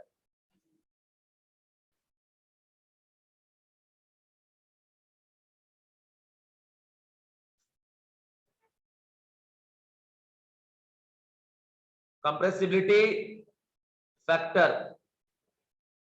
कंप्रेसिबिलिटी फैक्टर को हम बेटा कैपिटल जेड से रिप्रेजेंट करते हैं। जिसका देख भाई आ गया तू, कंप्रेसिबिलिटी फैक्टर जेड। ठीक है? अब बहुत इंपॉर्टेंट है ना? मतलब ये जो जेड है ये रिप्रेजेंटेशन है, मजाक नहीं करो, रियली में लगे तुम लोग मत मजाक हो जाएगा, रियल है। Compressibility factor is represented by क्या? आपका जेड। एंड कहानी ये है कि जेड आपको इन्फॉर्म करेगा कि गैस आइडियल है या गैस रियल है। समझ रहे हो? बताओ, कोई गैस को पहचानना हो तो आप जिस्सा के पास लेके जाइए, वो बता देगा कि गैस किसने रिलीज किया है। समझ रहे हो? तो बस वैसे ही ये जो जेड है, ये जेड क्या है, ये कंप्रेसिबिलिटी फैक्टर। तो ये क्या बताएगा आपको, कौन सा गैस क्या है आइडियल, कौन सा गैस है रियल। और साथ ही साथ ये भी बताएगा कि ये जो गैस है अगर रियल है तो ये डेविएशन कैसा किया है, पॉजिटिव डेविएशन या फिर नेगेटिव डेविएशन। तो जेड का कुछ वैल्यू है, उस वैल्यू के बेसिस पे जाके हम गैस के बिहेवियर को बताते हैं। आपको प्रॉब्लम लिख के देगा जेड का वैल्यू, पूछेगा आइडियल है कि रियल, तो याद रखोगे तो बता पाओगे।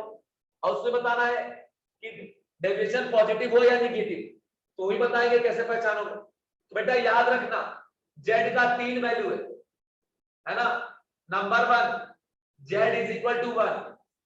याद रखना जब भी जेड का वैल्यू 1 है तो वो कंप्रेसिव फैक्टर 1 हुआ, मतलब वो हो गया आइडियल गैस। लेकिन अगर Z नॉट इक्वल टू 1 आ रहा है तो वो आइडियल गैस नहीं हुआ, फिर वो कौन सा हो गया रियल गैस। ठीक है, रियल गैस। और उसमें भी रियल में कैसा रियल, पॉजिटिव डेविएशन वाला या नेगेटिव डेविएशन वाला। तो याद रखना अगर Z का वैल्यू ग्रेटर देन 1 आया तो याद रखना कि वो कैसा हो जाएगा पॉजिटिव डेविएशन, और अगर Z लेस देन 1 आया तो कैसा हो जाएगा वो नेगेटिव डेविएशन। ठीक है, चलिए एक साथ में सारे बच्चे मुझे बताइए कंप्रेसिबिलिटी फैक्टर से आप क्या पता करेंगे, nature of gas and represented by क्या आपका Z। एंड कहानी यह है कि भाई Z का 3 वैल्यू होता है, 3 टाइप का, either Z equal to 1, Z not equal to 1 पे Z ग्रेटर देन 1 और Z क्या लेस देन। तो बात समझ लो, अगर Z का वैल्यू 1 के बराबर है तो कैसा गैस हो जाएगा वो आइडियल या रियल, आइडियल। और अगर Z नॉट इक्वल टू 1 तो आइडियल या रियल, आइडियल या रियल। अपने का नहीं बोलते तो बस लेक्चर एक्सटेंड करके लेके जाऊंगा 5 बजे तक, और बंद कर दे दरवाजा, सिवाने भी नहीं देंगे, वो खुलवा के भी लेके जाएगा आपको। तो सुन लो, Z अगर इक्वल टू 1 है कौन सा गैस हो गया ideal, Z not equal to 1 तो कौन सा गैस हो गया रियल। Z अगर ग्रेटर देन 1 है तो रियल में कौन सा डेविएशन, पॉजिटिव या नेगेटिव, पॉजिटिव। और अगर Z लेस देन 1 है कौन सा डेविएशन, नेगेटिव, नेगेटिव डेविएशन। ठीक है भाई, इतना बात। अब बात है सर Z निकलेगा कैसे, ये भी तो मन में आ रहा है, हम बताएंगे। हम यहाँ ऐसे बेटा घास छिलेंगे इतने खड़े, ये साफ करेंगे जाकर मैदान जाकर कुदाल लेके, ऐसा सब बताएंगे हम। ठीक है, अब सुन लो यहाँ कंप्रेसिबिलिटी फैक्टर Z, और उसमें लिखिएगा it is denoted by Z, it is denoted by Z and it gives idea about, it gives idea about deviation of gas, deviation of gas from ideal behavior,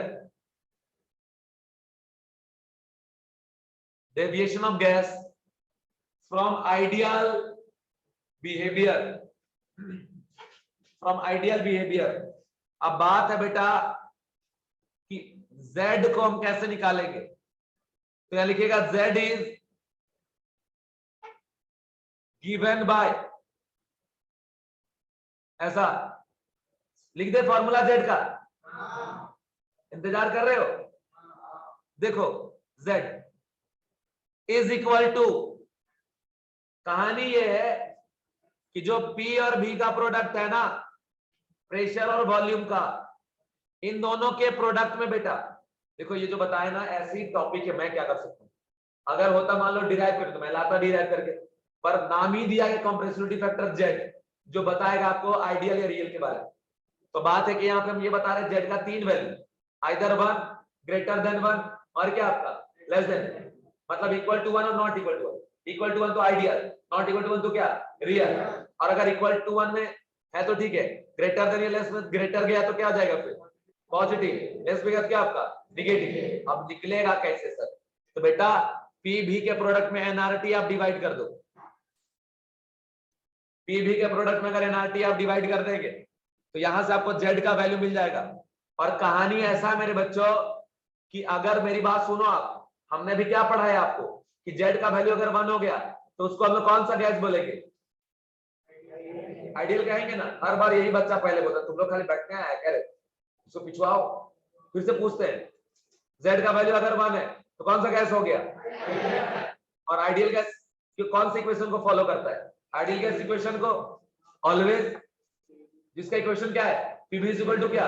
N R T, है ना। तो देखिए जरा यहां पे अगर Z का value आप 1 रख दोगे तो पी भी बाय एनआरटी इज 1, तो पी भी इक्वल टू क्या आ जाएगा? एनआरटी। हो गया नहीं हो गया? इसलिए हम कह रहे हैं कि जब जेड का वैल्यू 1 होगा ना तो आइडियल। लेकिन अब बात यार समझे कि नहीं यार? यार समझा बेटा? क्या नाम है तेरा? आजकल क्या नाम है?